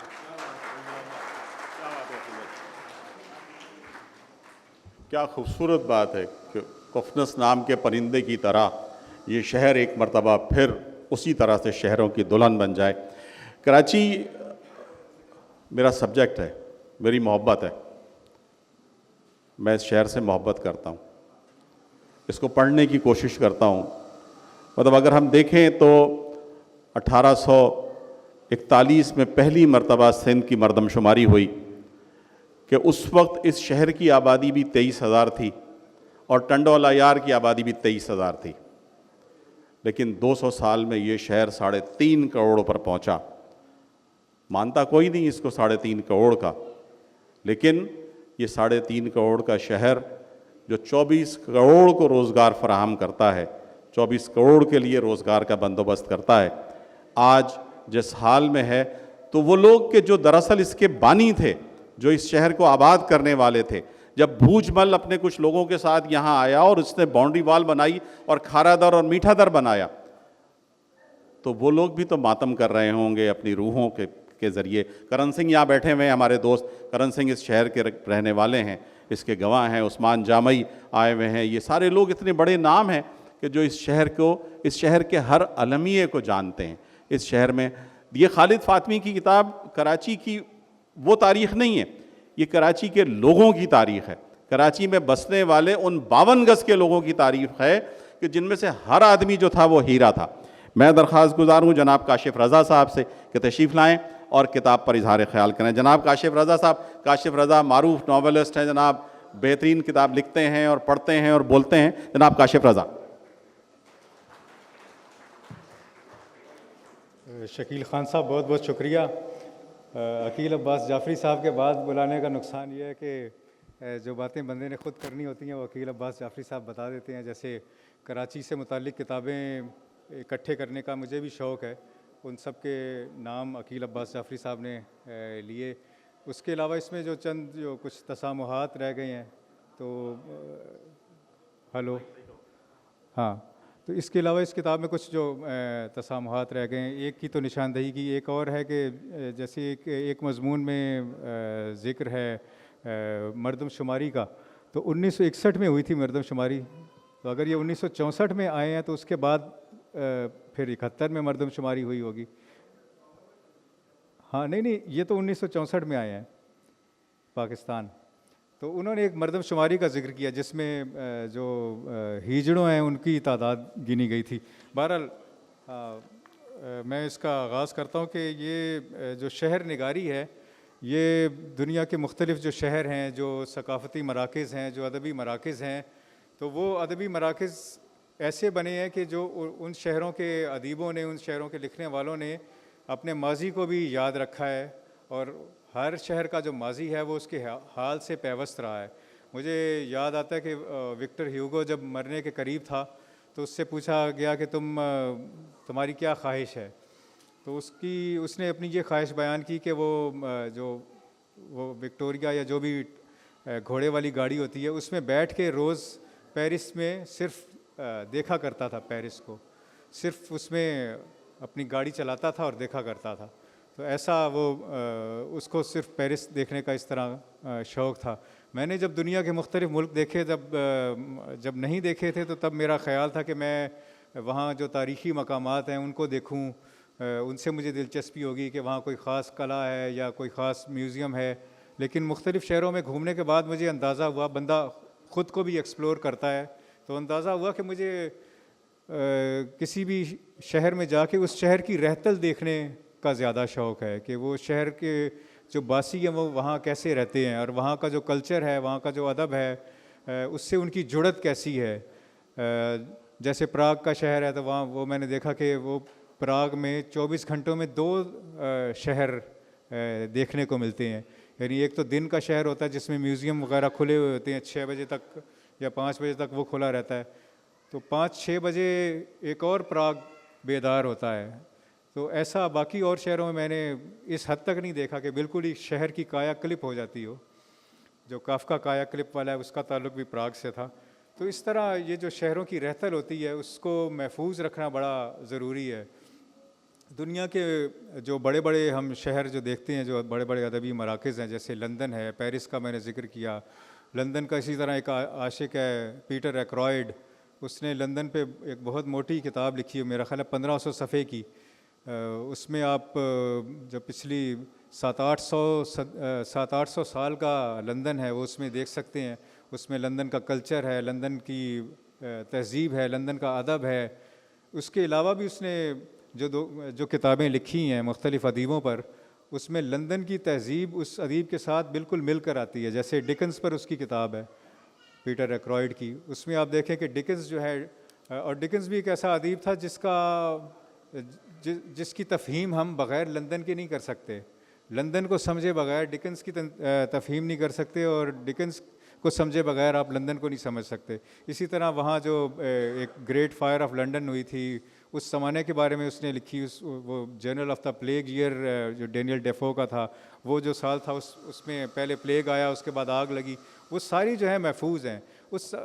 जो बंदा करंट हालात पे लिख रहा होता है कोई भी अदीब, तो उसे उस वक्त बहुत मामूल की चीज़ समझा जाता है। जैसे आसिफ फ़र्रुखी हैं, 90s के कराची के बारे में लिख रहे थे, हम भी उस वक्त जहाँ 90s में मौजूद थे, हम ये समझ रहे थे कि ये तो बड़ी मामूली चीज़ें लिख रहे हैं, लेकिन उनकी बाद में तारीख़ी अहमियत उन्हीं चीज़ों की हो जाती है जो रवां हालात के बारे में जो चीज़ें लिखी जाती हैं, इसलिए उनको बिल्कुल लिखना चाहिए। उसमें 2 चीज़ें हैं कि जो शहर के बारे में जो अदब लिखा जाता है वो दो तरीके का लिखा जा सकता है, या तो आप फ़िक्शन लिखें या नॉन फिक्शन। तो एक ओरहान पामुक की किताब है इस्तंबुल। ओरहान पामुक इसी तरह डिकेंस की तरह अपने शहर से बहुत ज़्यादा जुड़ा हुआ है, इस्तंबुल से। उसके जो नावल हैं उसमें उसकी शहर की सेटिंग बहुत ज़्यादा आपको नज़र आएगी। उसकी असास क्या है, उस असास का बयान उसने अपनी किताब में किया इस्तंबुल में। उसने बताया कि उस इस्तंबुल के बारे में मालूमात इकट्ठी करने में 4 अदीबों ने उसकी बहुत मदद की। उन 4 अदीबों में से 2 तो सहाफ़ी थे जो कि लंदन वो इस्तंबुल के बारे में बहुत ऑब्सेस्ड थे और उसके बारे में बहुत ज़्यादा लिखा करते थे। तो कहना मैं ये चाह रहा हूँ कि जो नॉन फिक्शन होता है, जो फिक्शन नहीं भी होता, जो एक शहर के बारे में नॉन फिक्शन होता है जिसमें शहर के बारे में बताया जाता है, वो फ़िक्शन के लिए बड़ा ज़रूरी है। फ़िक्शन हम देखते हैं कि शौकत सिद्दीकी ने लिखा, लेकिन और बाकी बहुत सारे अदीब और लिख सकते थे कराची के बारे में। एक तो शायरी का यहाँ बहुत ज़्यादा ज़ोर रहा, फ़िक्शन की रिवायत ऐसी नहीं पिनप सकी, लेकिन उस फ़िक्शन की रिवायत को मजबूत करने के लिए वो किताबें बड़ा अहम किरदार अदा करेंगी, जिनका ज़िक्र अकील अब्बास जाफ़री साहब ने किया बहुत सी किताबों का। जो भी आदमी, जो भी अदीब कराची को जानना चाहेगा, कराची के माजी को जानना चाहेगा, वो उन किताबों से रुजू करे तो उसे फ़ायदा होगा। और ये फ़ायदा ये भी होगा कि जब भी किसी शहर की रहतल के बारे में लिखना पड़ता है या उसके किरदारों के बारे में लिखना पड़ता है तो उसको माजी से जोड़े बगैर आप नहीं लिख सकते। तो माजी से जब भी आप माजी को खोजेंगे, माजी के बारे में जानने की कोशिश करेंगे, तो ये किताबें आपकी मदद करेंगी। अच्छा, बर्रे ज़ख़ीर में जो शहरों के बारे में किताबें लिखी गई हैं उसमें सबसे ज़्यादा मेरा ख़्याल है दिल्ली के बारे में लिखी गई हैं। दिल्ली के बारे में लिखने वाले नसर निगार भी बहुत उम्दा थे और उन्होंने बड़े खूब मज़े ले लेकर किताबें लिखी हैं। फिर लखनऊ है और फिर लाहौर है। लाहौर को भी उसके आशिकों ने बहुत याद किया है, उसके बारे में बहुत किताबें लिखी हैं। बल्कि यहाँ से जो तकसीम के बाद लाहौर से चले गए थे, जो लोग हिंदुस्तान चले गए थे, उन्होंने भी लाहौर के बारे में भरपूर किताबें लिखी हैं। तो मुझे ये नज़र आता था कि अदब में कराची की नुमाइंदगी, कराची की रहतल की नुमाइंदगी, कराची की ज़िंदगी की नुमाइंदगी उस हद तक नहीं है। अब वो पिछले 20-25 बरसों में जो बहुत किताबें आई हैं उससे बड़ी हद तक ये कमी दूर हुई है, लेकिन फ़िक्शन में उसकी नुमाइंदगी की अभी तक ज़रूरत मौजूद है।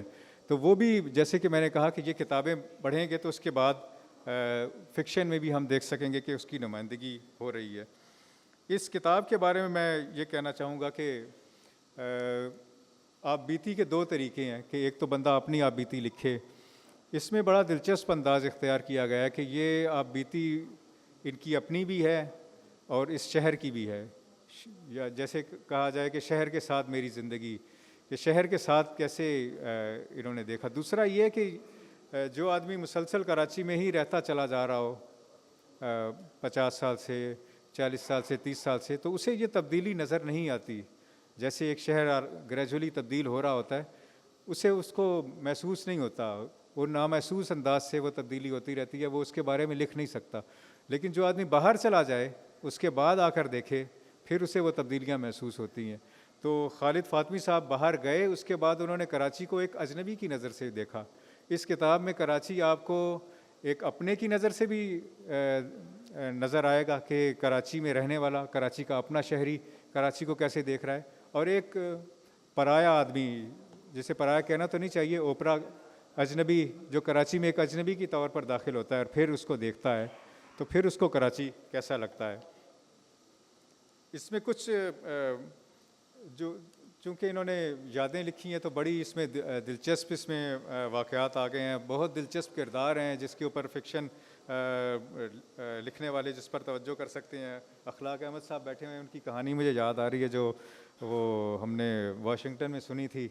वो एक ख़ास कैरेक्टर था। तो मुझे इनका एक जो है नेपियर रोड का इलेक्शन, इसको पढ़ के याद आई। तो इस तरह की बहुत से इनके जो मज़ामीन हैं, जो नॉन फिक्शन मज़ामीन हैं, वो उसमें ऐसे किरदार आपसे मिलते हैं जो तकरीबन फ़िक्शन के करीब हैं। मसलन एक ये ज़ैनब मार्केट में उन्होंने बताया कि मैं वहाँ दफ्तर था मेरा, वो सारा हदूद अरबा बयान किया कि वहाँ अल्फ़ा रेस्टोरेंट था, वहाँ एल्फिंस्टन स्ट्रीट थी जो कि अभी भी है। अल्फ़ा में तो मैं भी खाना खा चुका हूँ, अब वो बंद हो चुका है। तो ये सारी चीज़ें इनसे जो जुड़त है, जो इनको जो महसूस होती थी, वो कारी तक बड़ी खुश उसलूबी से मुंतकिल करने में कामयाब रहते हैं। और ऐसा आदमी जिसका कराची से ताल्लुक़ उतना कदीम नहीं है जितना इनका है। 50-60 साल का जिसका नहीं भी है वो भी उनसे वो जुड़त महसूस करता है। अच्छा, फिर इसमें जो दिलचस्प किरदार हैं, जैसे एक वो फ़कीर का किरदार है, कलंदर बादशाह का किरदार है कि जो रोज़ वहाँ आकर बाकायदा अपनी नशिस्त जमाता था, और रिक्शे वाला अगर थोड़ा सा उसे उसकी नशिस्त की जगह से आगे ले जाता था तो पूरा मोड़ के दोबारा वो फिर उसी जगह पर उसको कहता था कि मुझे छोड़े। तो बहुत दिलचस्प इसमें किरदार हैं। जैसे एक रकीब खुशरू, हाँ मुझे जो इनकी कहानी याद आई अखलाक साहब की, वो रकीब खुशरू पढ़कर याद आई थी कि वो एक आदमी है कि वो बाद में आकर मिलते हैं उससे, जब वो भी बूढ़े हो चुके हैं, वो किरदार भी बूढ़ा हो चुका है, पीर कॉलोनी का शायद वो वाक़या है। तो वो उसको उन्हें याद आता है कि ये तो नौजवान था और ये जैसे नौजवान है लड़कियों के पीछे भागता था, और उनका एक किस्सा है उसमें गरारी वाले चाकू का भी जिक्र है। तो ये किरदार जो हैं बड़े दिलचस्प हैं। तो ये किरदार या इस तरह की किताबें जो हैं, और जितनी दिलचस्प अंदाज से इन्होंने ये लिखी हैं, तो ये बड़ी अच्छा अंदाज़ है जिससे ये किताब लिखी है। वरना सवानी उमरियाँ काफ़ी आ चुकी हैं। सवानी उमरी में बंदा जो है अपने ऊपर फोकस करता है, उसमें नरगसियत किसी ना किसी तरह आ ही जाती है। इस तरह की किताब में दिलचस्पी कायम रहती है, आप उसको रिलेट कर पाते हैं कि उन सारी जगहों से आप भी गुज़रे हुए हैं जिससे 50 साल पहले एक आदमी गुज़रा था और वो अपनी बिपता बयान करता रहा है या कर रहा है। तो ये मेरा ख्याल है कि माजी में मुस्तकबिल में जो हमारे लिखने वाले आएंगे उनके लिए इस तरह की किताबें बड़ी अहम हैं। और मैं बहुत शुक्रिया अदा करता हूँ खालिद फातमी साहब का कि उन्होंने ये यादें लिखी। और भी यहाँ ऐसे लोग जो बैठे हैं जिनको 50-60 साल हो गए हैं कराची में रहते हुए, तो इसके बारे में लिखें ताकि कराची जो है बर्र सग़ीर पर कराची का निशान उसी तरह सब्त हो जाए जिस तरह दिल्ली का है, लखनऊ का है, लाहौर का है। उस तरह से कराची का इम्प्रिंट जो है हमारे उर्दू लिटरेचर पे या हमारे अदब पे उस तरह का नहीं है। तो उसकी ज़रूरत है कि और भी लोग इस तरह की लिखें और कराची का निशान जो है वो अदब पर सब्त हो जाए मुस्तहकम तरीके से। बहुत शुक्रिया आपका। काशिफ साहब, इसमें ये बात भी तो होगी कि दिल्ली या लाहौर तो हज़ारों साल पुराने आबाद शहर हैं कि हज़ारों साल से उनकी कंटिन्यूटी चली आ रही है। और फिर वो दिल्ली के बारे में जो किसी ने कहा है कि दिल कराची तो नहीं जिसको बसा दे हिजरत, दिल कराची तो नहीं जिसको बसा दे हिजरत, दिल वो दिल्ली है जो हर बार उजड़ जाती है। तो और जो आपने अब्दुल रशीद साहब का या फाजिल का या सन 67 का जिक्र किया रकीब और रूसिया में, तो वो सारे किरदार तो हमें कभी कभी नज़र आते हैं कहीं ना कहीं। वो जो किरदार था रकीब रूसिया का, फाजिल का किरदार था, या अब्दुल रशीद उनका किरदार था, या शहनशाह हुसैन के गरारी वाले चाकू का जिक्र आया, या फिर वो पिस्तौल किसी का जिक्र आया निकालने का। तो ये सारे जिक्र जो किए हैं ये शहर बीती, ये खालिद साहब की अपनी आप बीती तो है, लेकिन कुछ ना कुछ शहर बीती। और शहर के साथ साथ जो इन्होंने इसकी अक्कासी की है उस शहर की कि जो एक खूबसूरत शहर था। मैं अखलाक अहमद साहब से दरख्वास्त गुजार हूँ, आर्ट्स काउंसिल कराची की गवर्निंग बॉडी के रुकन हैं, मारूफ अफसाना निगार हैं, और आप सुनकर भी मैं देखेंगे कि कितना अच्छा बोलते हैं। जनाब अखलाक अहमद साहब। खालिद फातमी साहब, आपको पहले तो ये मुबारकबाद कि आपने तकरीब बर वक्त शुरू की। इस शहर में ये नहीं होता। तो ये शायद पहले होता हो लेकिन अब तो नहीं होता। दूसरी मुबारकबाद ये कि माशाल्लाह जो आपकी किताब के हवाले से इतने लोग यहाँ आए हैं, इतनी मोहब्बत से आए हैं, और मैं देख रहा हूँ कि ऐसे ऐसे नगीने यहाँ मौजूद हैं, पीछे भी बैठे हुए हैं, और मुझे नहीं पता कि ये कराची की मोहब्बत में आए हैं या आपके इश्क में मुब्तला हैं। खालिद फातमी साहब के बारे में यहाँ बहुत कम कहा गया है। ये हमारे दोस्त हैं और हमारे सबरंग के हुजरे के दोस्त हैं, और सबरंग के बारे में आप जानते हैं कि सबरंग भी इस शहर का एक तहज़ीबी निशान है। उसकी वो बैठक भी हमारी सकाफ़त और तहज़ीब और कराची की तारीख़ का हिस्सा है। जब आप तारीख़ के या वक्त के किसी अहम मरहले से गुज़र रहे होते हैं तो आपको नहीं पता होता कि आप कितनी अहम जगह बैठे हैं, कैसे अहम लोगों से आपकी शनासाई हो रही है, और कितने यानी कितने अहम वक्त के मरहले पे आप खड़े हैं। जब वक्त गुज़रता है तो आप गुज़रे वक्त को याद करते हैं, तो एक लम्हे को ये सोचते हैं तो नॉस्टैल्जिया है, कोई नहीं, माजी हमेशा हसीन नज़र आता है। ये जो नामुराद कराची किताब है, ये हमें याद दिलाती है कि ये महज नॉस्टैल्जिया नहीं है, बहुत बड़ी तब्दीली है। और वो तब्दीली ऐसी है जो काशिफ ने बिल्कुल ठीक कहा कि बहुत गैर महसूस तरीके से आती है।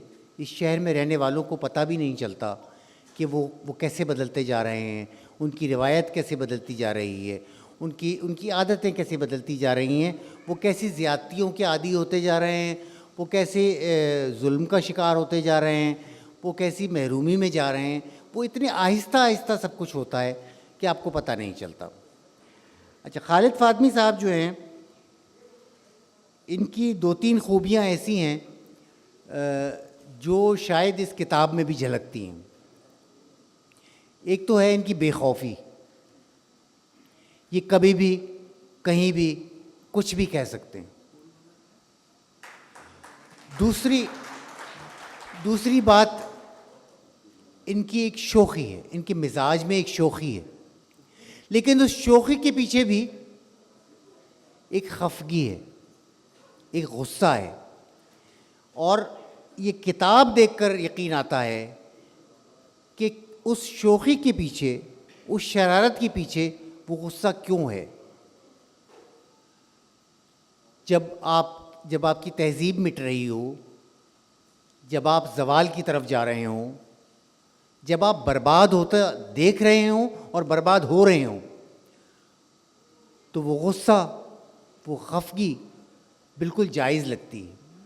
इस किताब में ऐसा बहुत कुछ है जिस पर यहाँ इस स्टेज पर खड़े होकर कोई भी नहीं बोलेगा।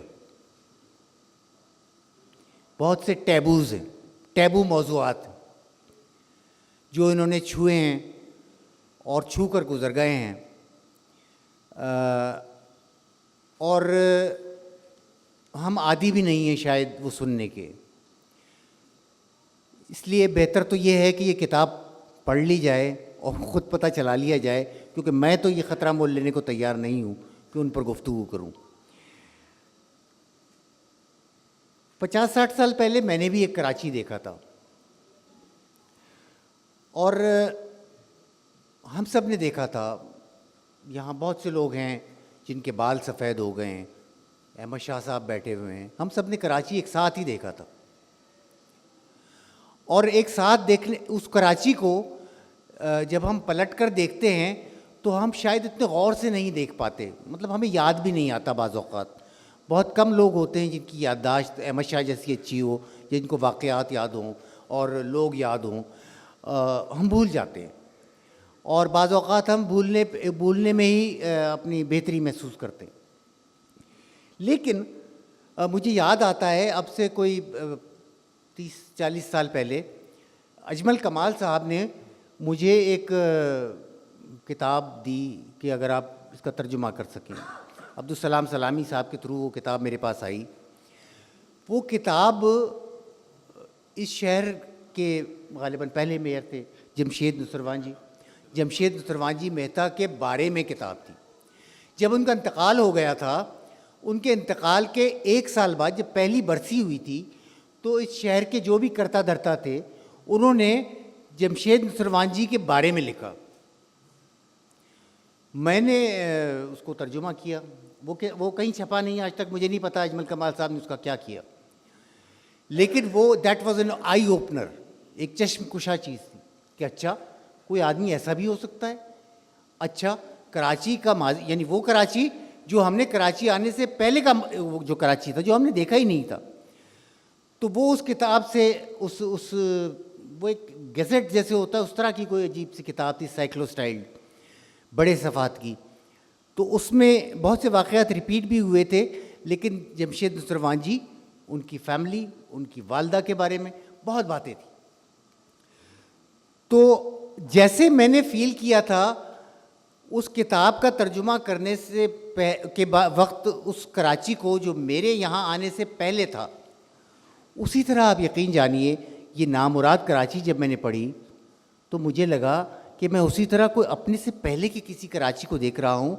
और मैं जो सोच रहा होता हूँ कि कोई मैंने ख्वाब देखा था, क्या था, वो ख्वाब नहीं था, वो कराची वाकई ऐसा था जिसमें तमाम मज़ाहिब के लोग, तमाम फ़िरक़ों के लोग, तमाम नज़रियात के लोग एक दूसरे के साथ बैठते थे, मुकालमा करते थे, लड़ते थे, लेकिन एक दूसरे को जान से नहीं मारते थे, एक दूसरे को वाजिबुल कत्ल करार नहीं देते थे, एक दूसरे को काफिर नहीं कहते थे, एक दूसरे को ये नहीं चाहते थे कि दूसरे की गर्दन मार दी जाए। वो कराची, इस किताब को पढ़कर मुझे याद आया कि वो कराची वाकई मतलब मैं सोच नहीं रहा हूँ, वो सचमुच था। मुझे सबसे ज़्यादा हैरत हुई है इसके असलूब पे, और शकील भाई शायद बता सके, मुझे तो मैं भी तो समझ में ही नहीं आया है कि ये इतनी दिलचस्प किताब ये किस तरीक़े से लिखी, तरकीब क्या है, इसकी कीमिया क्या है। मतलब ये कि ये खाके हैं लेकिन ये खाके नहीं भी हैं, ये मज़ामीन हैं लेकिन ये मज़ामीन नहीं है, ये अफ़साने हैं लेकिन ये अफ़साने में नहीं भी हैं, और चुटकुले हैं लेकिन ये महज चुटकुले भी नहीं हैं, यादें हैं। लेकिन ये जो ढंग है इसका जो असलूब है, जिस तरीके से लिखा गया है, उसको अगर आप देखें और अगर आप खालिद फ़ातमी को जानते हो तो आपको लगेगा कि खालिद फ़ातमी बोल रहे हैं। मेरा ख़्याल है, फ़ातमी साहब ख़ुद बताएंगे, ये सिलसिला इन्होंने फ़ेसबुक पर शुरू किया था, इसकी ये यादें तहरीर करने का। तो जब मैंने पहली बार वो पढ़ा था तो मैं बहुत मज़ा आया था मुझे, मैंने इनसे मैसेज भी किया इनको कि बहुत अच्छा है, जारी रखें, और ये लिखते भी रहे। लेकिन जो एक बेसाख्तगी है और जिस तरह से इन्होंने ऐसे लोगों के बारे में लिखा है जो हम सब की रसाई तक भी नहीं, मतलब फैज़ साहब के बारे में लिखा है, बेजाद लखनवी के बारे में लिखा है, मतलब किस किस के बारे में क्या कहूँ। तो वो लिखा है उन्होंने, और उन्होंने इस खूबी से लिखा है कि जैसे स्टेज पे खड़े हैं और अपनी रिवायती रवानी से बोलते जा रहे हैं और हम सबको हंसाते जा रहे हैं और साथ साथ रुलाते जा रहे हैं। सबसे बड़ी मैं आपका शुक्रिया अदा करता हूँ कि आपने कराची को ज़िंदा रखने के लिए, कराची को याद रखने के लिए, कराची को रिकॉर्ड पर रखने के लिए वो कुछ तहरीर किया जिनमें से बेशतर बातें हमें मालूम नहीं थीं, और वो भी तहरीर किया जिसे लिखने का हम सब में से किसी में हौसला नहीं। बहुत शुक्रिया।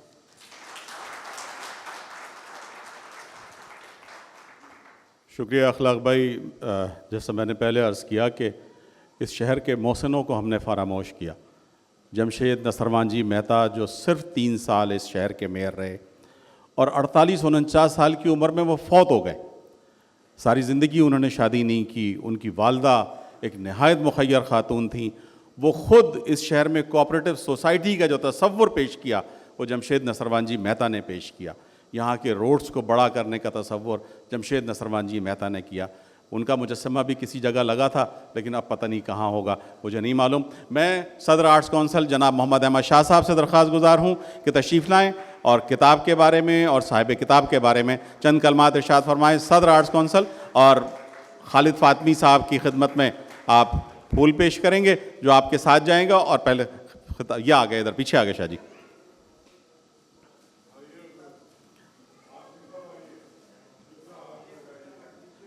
शकील आदिलज़ादा साहब, अखलाक अहमद साहब, खादिम हुसैन साहब, सुमरो साहब आइए। आज तो आप भी खड़े हो, बिल्कुल कोई ऐसी बात नहीं। जहाँ अकील अब्बास जाफरी साहब,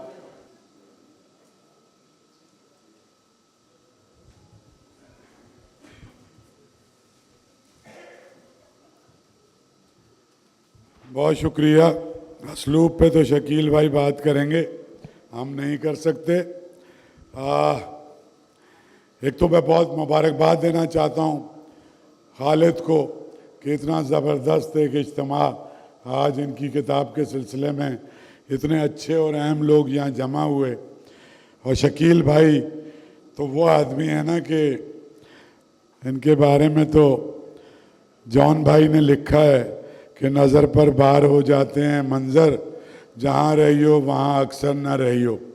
तो ये तो कोई प्रोफेशनल किस्म के गुफ्तगूबाज आदमी नहीं हैं, जहाँ इनका जी चाहता है सिर्फ वहाँ जाते हैं या जिनसे मोहब्बत करते हैं उनसे मिलते हैं।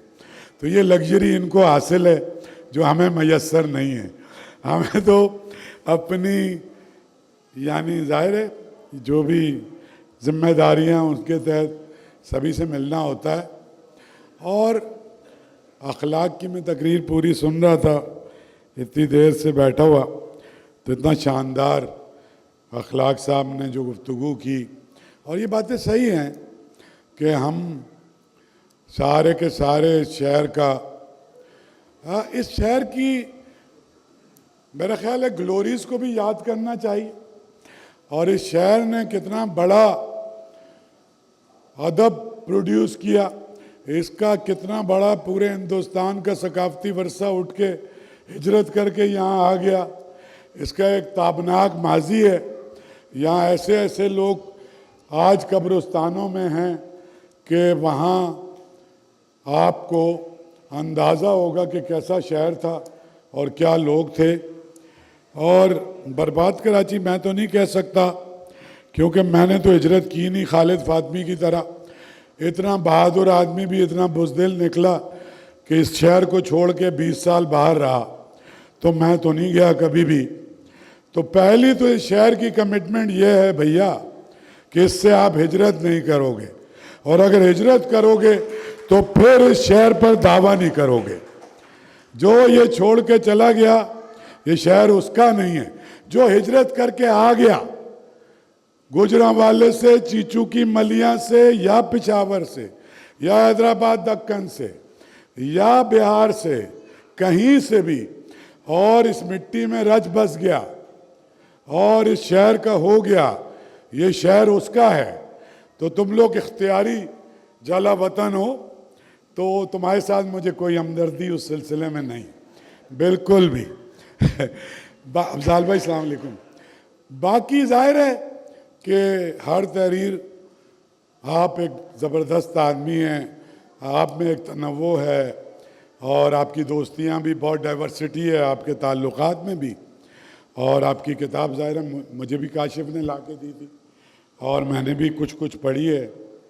कुछ चीज़ें मुझे बहुत बुरी भी लगी हैं, वो मैं जलसे में नहीं बताऊंगा, अकेले में बताऊंगा। लेकिन कोई ऐसी बुरी तुमने लिखी नहीं है। मतलब मुझे जो पर्सनल कुछ रिजर्वेशन कुछ चीज़ों पे थी, वो चूँकि आज तो आपकी शादी का फंक्शन है, ये दूसरी शादी, क्योंकि ज़ाहिर है आपकी जो एक क्रिएटिविटी है और जितना ज़बरदस्त इसका एहतमाम हुआ है, तो एक तो मैं आपको मुबारकबाद देना चाहता हूँ कि इतना शानदार इवेंट किया है। और आपकी तकरीब की वसातत से मैं सबको ये अहबाब को बताना चाहता हूँ कि इस साल जो 17वीं आलमी उर्दू कॉन्फ्रेंस हो रही है, उसमें तमाम की तमाम कॉन्फ्रेंस सिर्फ उन अकाबरीन के बारे में होगी जिन्होंने इस शहर में आके अपनी सकूनत इख्तियार की, यानी जो हिजरत करके कहीं से भी आए। मेरा मसला नहीं है, चाहे वो हैदराबाद से आए, चाहे वो शेख अयाज शिकारपुर से आया, चाहे वो अमर जलील आया, काशिफ रज़ा आया, जो जहाँ से आया, जो इस शहर में थे और जिनकी बहुत बड़ी कंट्रीब्यूशन है, जिन हम सब नौशरवां जो ज़ाहिर है उनको याद करते हैं। उसके बाद भी लोग थे, उससे पहले के भी लोग थे। और पिछली बार बस हमने एक शकील भाई सेशन किया था, लेकिन वो सेशन जो मेरे जहन में था उस तरह हम कर नहीं पाए, और वो मुमकिन भी नहीं था 2 घंटे में। इस शहर का लिटरेरी, इस शहर की मुसव्वरी की क्या सूरत हाल थी, इस शहर में निसार बज़मी से लेके मेहदी हसन खान तक मौसीकी का क्या सिलसिला था, फिक्शन जो लिखा जा रहा था यहाँ वो क्या था, और भी फिलंथ्रापिस्ट, एजुकेशनिस्ट, जिन्होंने अदारे बनाए और आर्किटेक्चर इस शहर का, ये शहर कैसे बना, उसमें जो राजरा है, बहुत बड़ा कंट्रीब्यूशन तो गोरे का इस शहर को बनाने में, बहुत बड़ा। तो इस शहर के हवाले से इंशाअल्लाह इस दफ़ा की 4 दिन की कॉन्फ्रेंस करेंगे। और बहुत बहुत मैं आपको मुबारकबाद आर्ट्स काउंसिल की जानिब से, अपनी जानिब से पेश करता हूँ कि आपने ये हिम्मत की और ये किताब लिखी। और वो वैसे ही मैंने कह दिया था, मैं वैसे मेरा मसला है ये, वो जो तुम हिजरत करके भाग गए थे, क्योंकि और उस वक्त तुम्हारी जान को भी कोई ऐसा ख़तरा नहीं था कि तुम भाग जाते, लेकिन वो जो तुम्हारी तबीयत का तनव्वुर है कि नए जहानों की सैर, नए तजुर्बात, दुनिया देखने का एक जो है वो अपनी जगह है। तो कराची पे बहुत सारी किताबें लिखी गई हैं, कुछ किताबें हैं रिसर्च ओरिएंटेड, गोरों ने भी लिखी हैं किताबें। जो सिंध का आखिरी कमिश्नर था उसने एक बहुत शानदार किताब लिखी, आजकल मैं पढ़ रहा हूँ क्योंकि मैं कराची पर काम कर रहा हूँ।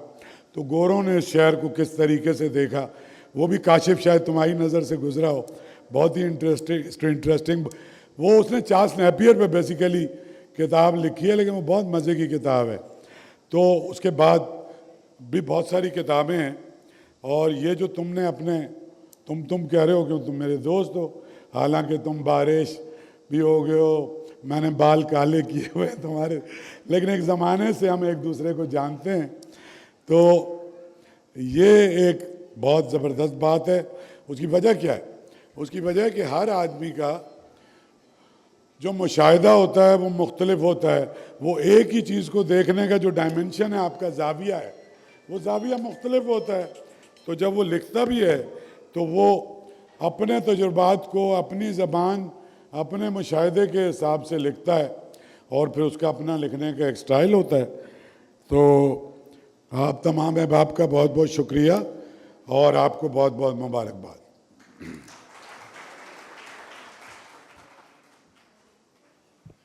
सदर आर्ट्स कौंसिल जनाब मोहम्मद अहमद शाह साहब, मैं अब साहिब किताब जनाब खालिद फातमी साहब से दरख्वास्त गुजार हूँ कि तशरीफ़ लाएँ और चंद कलमात किताब के बारे में, अपने बारे में और अपने हाज़रीन के बारे में इरशाद फरमाएँ। जनाब खालिद फातमी साहब। सही मानों में अब मेरे पास बोलने के लिए कुछ रह नहीं गया, अगर सच कहूँ, क्योंकि तमाम जो मुकर्रीन ने जिस अंदाज से किताब को पेश किया है, शायद उस अंदाज से मैं लिख भी नहीं पाया हूँगा। किताब से बेहतर तारीफ़ की गई, इतनी खूबसूरत तकरीर मैंने नहीं, मेरे जहन में नहीं थी। मैंने शाह साहब से जब पहली मुलाकात मेरी काशिफ से हुई, साद हाशमी लेके गए मुझे, तो मुझे लोगों ने ये बताया कि आर्ट्स काउंसिल में वक्त मिलना मुश्किल है। नंबर 1, वहाँ अदबी नशिस्त में 20 से 30 आदमी जमा करना मुश्किल। तो मुझे बड़ा कलक हुआ। मैंने इन सब से कहा कि मुझे यकीन है मैंने ज़िंदगी में कुछ नहीं कमाया सिवाय दोस्तों के, तो इसलिए मुझे यकीन है, जब बल्कि ये बैठे हुए शकील साहब, मैंने इनसे कहा 6 बजे यहाँ 20 लोग जमा हों, इन्होंने कहा 7 से पहले लोग नहीं आते हैं। जब मैं यहाँ नईम नवाज़ के साथ आया तो 10 लोग मौजूद थे, हमारी वॉलंटियर लड़कियाँ भी मौजूद थीं जिनसे हमारे 20, 30, 40 साल के ताल्लुकात। तो ये जो साहब भी यहाँ टीवी वगैरह पे खड़े थे, उन्होंने से मैंने पूछा तो उन्होंने कहा 7 बजे प्रोग्राम शुरू होगा। मैंने कहा नहीं, गलत है, 6 बजे शुरू होगा। अकील अब्बास जाफरी साहब से मेरी बात हुई, उन्होंने कहा भाई सही बताओ कि कब प्रोग्राम शुरू होगा। मैंने कहा 6, सवा 6। उन्होंने कहा भाई सही बताओ, होता नहीं ऐसा। आज ये सब देख के आप यकीन करें मुझ में हिम्मत नहीं बोलने की, सिर्फ मैं शुक्रिया के लिए कह सकता हूँ। सबसे ज़्यादा जो मेरे लिए अहम है, तकरीबन 50 से ज़्यादा सालों की शिरकत है शकील आदिलज़ादा।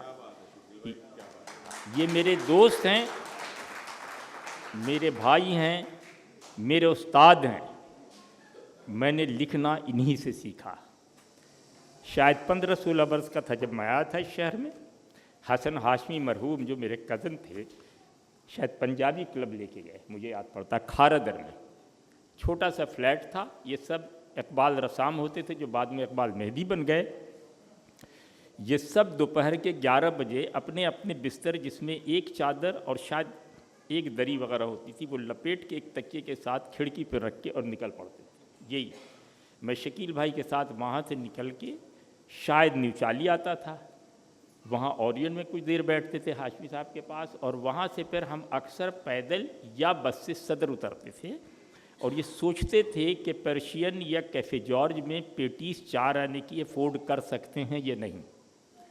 और फिर हम वहाँ से ट्रामवे, मोहम्मद अली ट्रामवे के कॉर्नर पे पहुँचते थे और 7C शायद थी, मुझे सही याद नहीं, उससे बैठ के हम पहुँचते थे गार्डन नीज जमात खाने के पास और वहाँ से टहल। हमारा शकील भाई का सफ़र इतना तवील, बहुत दोस्ती, बहुत शौक़ी, बहुत बेतकल्लुफ़ी, बाज़ वक्त बहुत हद तक बदतमीज़ी भी मैं कर जाता। लेकिन यकीन करें कि आज जो आप किताब देख रहे हैं उस पर अगर मुकम्मल छाप है तो इनकी तरबियत, इनकी राइटिंग की करेक्शन इस किताब में हर जगह मैंने इनसे तस्हीह करवाई बिला तकल्लुफ़। हालांकि ये ज़ाहिर उम्र के उस हिस्से में है जहाँ इनके लिए बड़ा मुश्किल काम है कि ये एक एक चीज़ पढ़ें, लेकिन मैंने इनके समझे कि हाईली ऑब्लाइज रिक्वेस्ट किया कि शकील भाई एक नज़र हल्की फुल्की मार। तो जो कुछ आप देख रहे हैं वो सही मानों में। और मैं फिर आपको बताऊं कि जब 1964-65 में मैं आया बंगाल से और पहली बार इनसे मिला, तो इन्हीं की तरबियत से मैंने सिर्फ 16 साल की उम्र में हुर्रियत अदबी गैज़ेट में फैज़ अहमद फैज़ और सलीम अहमद मरहूम के साथ लिखना शुरू किया और जंग में एडिटोरियल पेज पे लिखना शुरू किया। शायद अगर मुझे सही याद है तो मेरा पहला आर्टिकल था तालीम याफ्ता ज़्यादा मुतासिब होते, और उस वक्त मैं लिखता था खे एन रेफ़ खालिद अब्दुर्रऊफ़ फ़ातमी।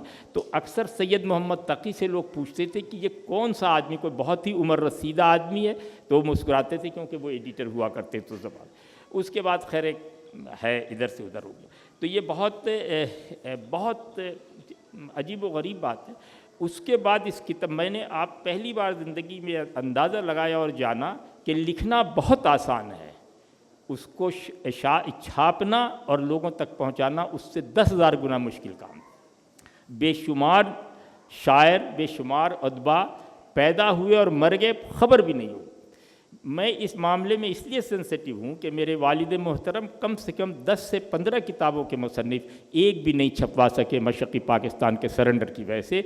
और आखिर वक्त तक हम सब की ज़िद के बावजूद वो ये कहते थे कि नहीं, जब मैं रिटायर होऊंगा तो ये किताबें छपवाना शुरू होंगे, और वो सारी तहक़ीक़ की किताब की तारीख़ पे। ये दुख हमें हमेशा रहा। इसमें सबसे ज़्यादा फिर अहम वक़ार अज़ीम फ़ातमी ने, ये मेरे तकरीबन कमोबेश हर रोज़ मुझे कॉल करते थे, भैया आप छपवा लीजिए, भैया। ये मेरे चचाजाद भाई हैं, इन्होंने बहुत प्रेशर। उसके बाद बीवी ने कहा यार तुम सिर्फ बकवास करते हो, कुछ लिखो भी तो सही। ये भी बड़ा, यानी ये जुमला तो मैं इजाफी कह रहा हूँ, लेकिन ऐसा ही अंदाज़ यही था। बीवी हो के सब कुछ कर सकती, क्योंकि आपको हर शाम घर ही आना पड़ता है, मजबूरी होती है, तो इसलिए। उसके बाद रमशा खान बैठी हुई हैं, इनका बहुत बड़ा किरदार है। टोटल किताब की कंपोजिंग इन्होंने की है, कंपोजिंग इन्होंने की। करेक्शन के लिए वक़ार अज़ीम फ़ातमी और शकील आदिलज़ादा साहब के पास में भेजता था। तो इसमें मुझे अंदाज़ा नहीं मैं कितने लोगों का शुक्रिया करूँ। तो अच्छा, काशिफ गिरामी, मैंने आपसे कहा कि मेरे ख्वाब ख्याल में मैंने साद हाशमी को कॉल किया, इन्होंने कहा नहीं चलिए। मैं इनके दफ्तर गया, इन्होंने कहा कोई मसला ही नहीं। उसी वक्त इन्होंने शाह साहब से बात करी, विदिन 5 मिनट्स मेरा ख्याल इन्होंने कहा कि हाँ हो जाएगा। बल्कि मैं ख़ुद भी हैरान हूँ, दूसरों ने भी मुझसे कहा कि कैसे पॉसिबल है कि आपको हफ्ते 10 दिन के अंदर आर्ट्स काउंसिल में जगह मिल जाए, और मिल गई। तो ये बस आप समझे एक सिलसिला अल्लाह की तरफ से हुआ कि चीज़ें बनती चली गईं। उसके बाद जब किताब छप गई, सारी चीज़ हुई, तो मैं गया अपने क्या कहते हैं अखलाक भाई के पास। सबसे पहले मैंने किताब अखलाक भाई को दिया और मैंने इनसे कहा कि आप इसको देख लें, अगर अच्छी लगे तो भी और बुरी लगे तो भी बोलें ज़रूर इस पर। इन्होंने कहा हाँ। फिर मैंने इनसे कहा तो इन्होंने कहा अकील अब्बास जाफ़री को ज़रूर बात। इन्हीं से नंबर मेरा शकील भाई ने दिया, इन्होंने दोनों ने दिया। अकील अब्बास जाफ़री साहब ने फ़ोन उठाते कहा मैं अमूमन नहीं लिखता किसी किताब पे, न बोलता हूँ, फिर इन्होंने कहा किस टॉपिक पे, मैंने कहा कराची पे। कहने लगे फिर मैं बोलूँगा, लेकिन पहले किताब भेज दो। तो मैंने उसी दिन इनको किताब भिजवाई और इजाज़त ली कि आप बोलेंगे। इन्होंने कहा हाँ मैं बोलूँ। फिर मैंने तो गोया इसमें समझिए कि बहुत इम्पॉर्टेंट गोया रोल इनका मौजूद है।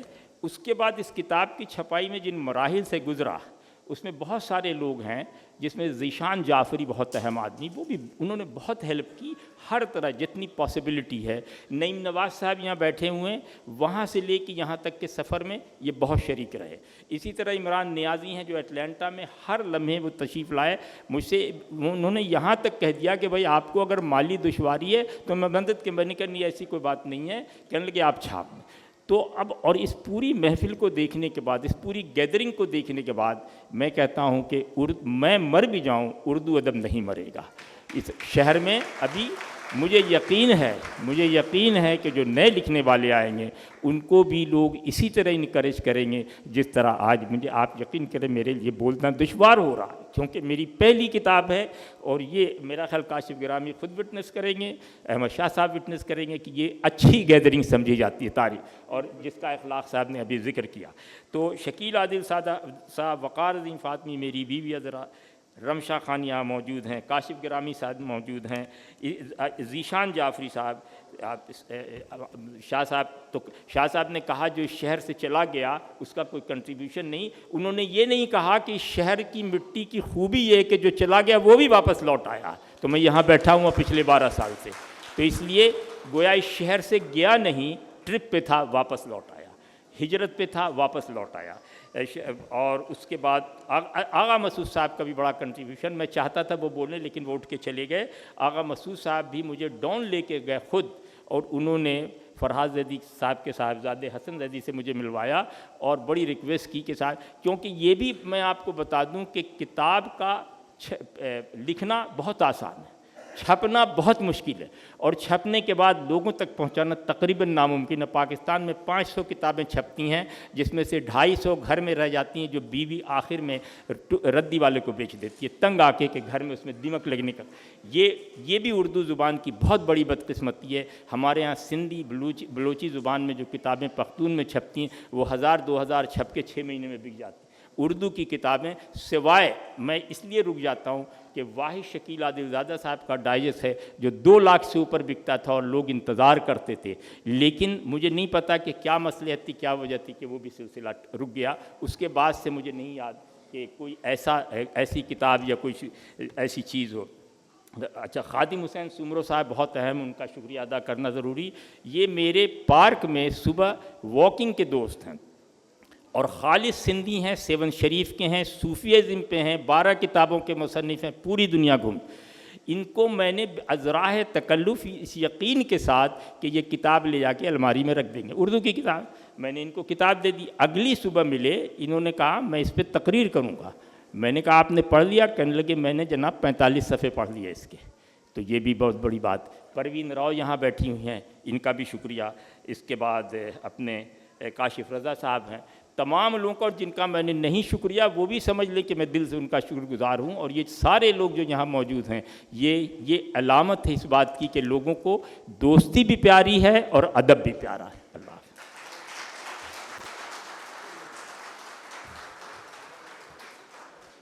क्या अच्छी बात कही है खालिद साहब के, दोस्ती भी प्यारी है और अदब भी प्यारा है।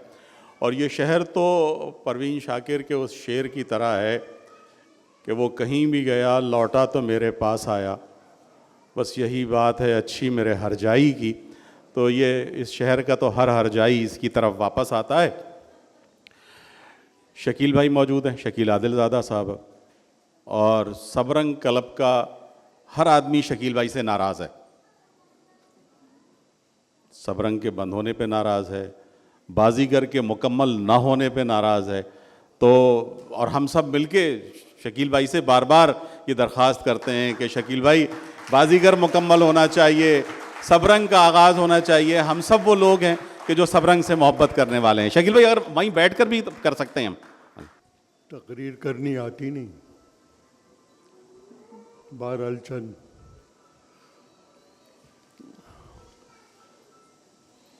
खालिद फातमी जो हैं वो दो तरह के आदमी होते हैं दुनिया में, एक वो जो खुश रहते हैं, खुश रहना जानते हैं, और दूसरे वो जो नाराज़ ही रहते हैं। खालिफ आदमी दूसरी किस्म के, दूसरी नाराज़ रहने वाले आदमियों हैं। ये किताब अगर वो ये उनकी ये नाराज़गी ना होती तो ये किताब नहीं आ पाती। बहरहाल बहुत अच्छी तकरीब हुई है और सिदारती हुक्मनामा होता है, तो मैं इस तकरीब के इख्तिताम का ऐलान करता हूँ।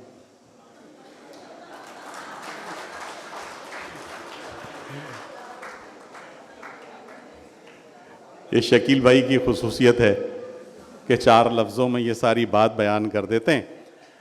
मोअज़्ज़िज़ ख़वातीन व हज़रात, आर्ट्स कौंसिल की गवर्निंग बॉडी के रुकन अखलाक अहमद साहब मौजूद हैं।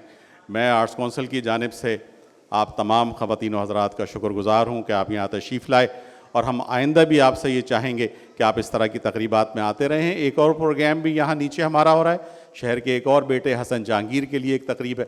अगर आप लोग उसमें शरीक होना चाहें तो बिला तकल्लुफ़ उसमें शिरकत फरमाएँ।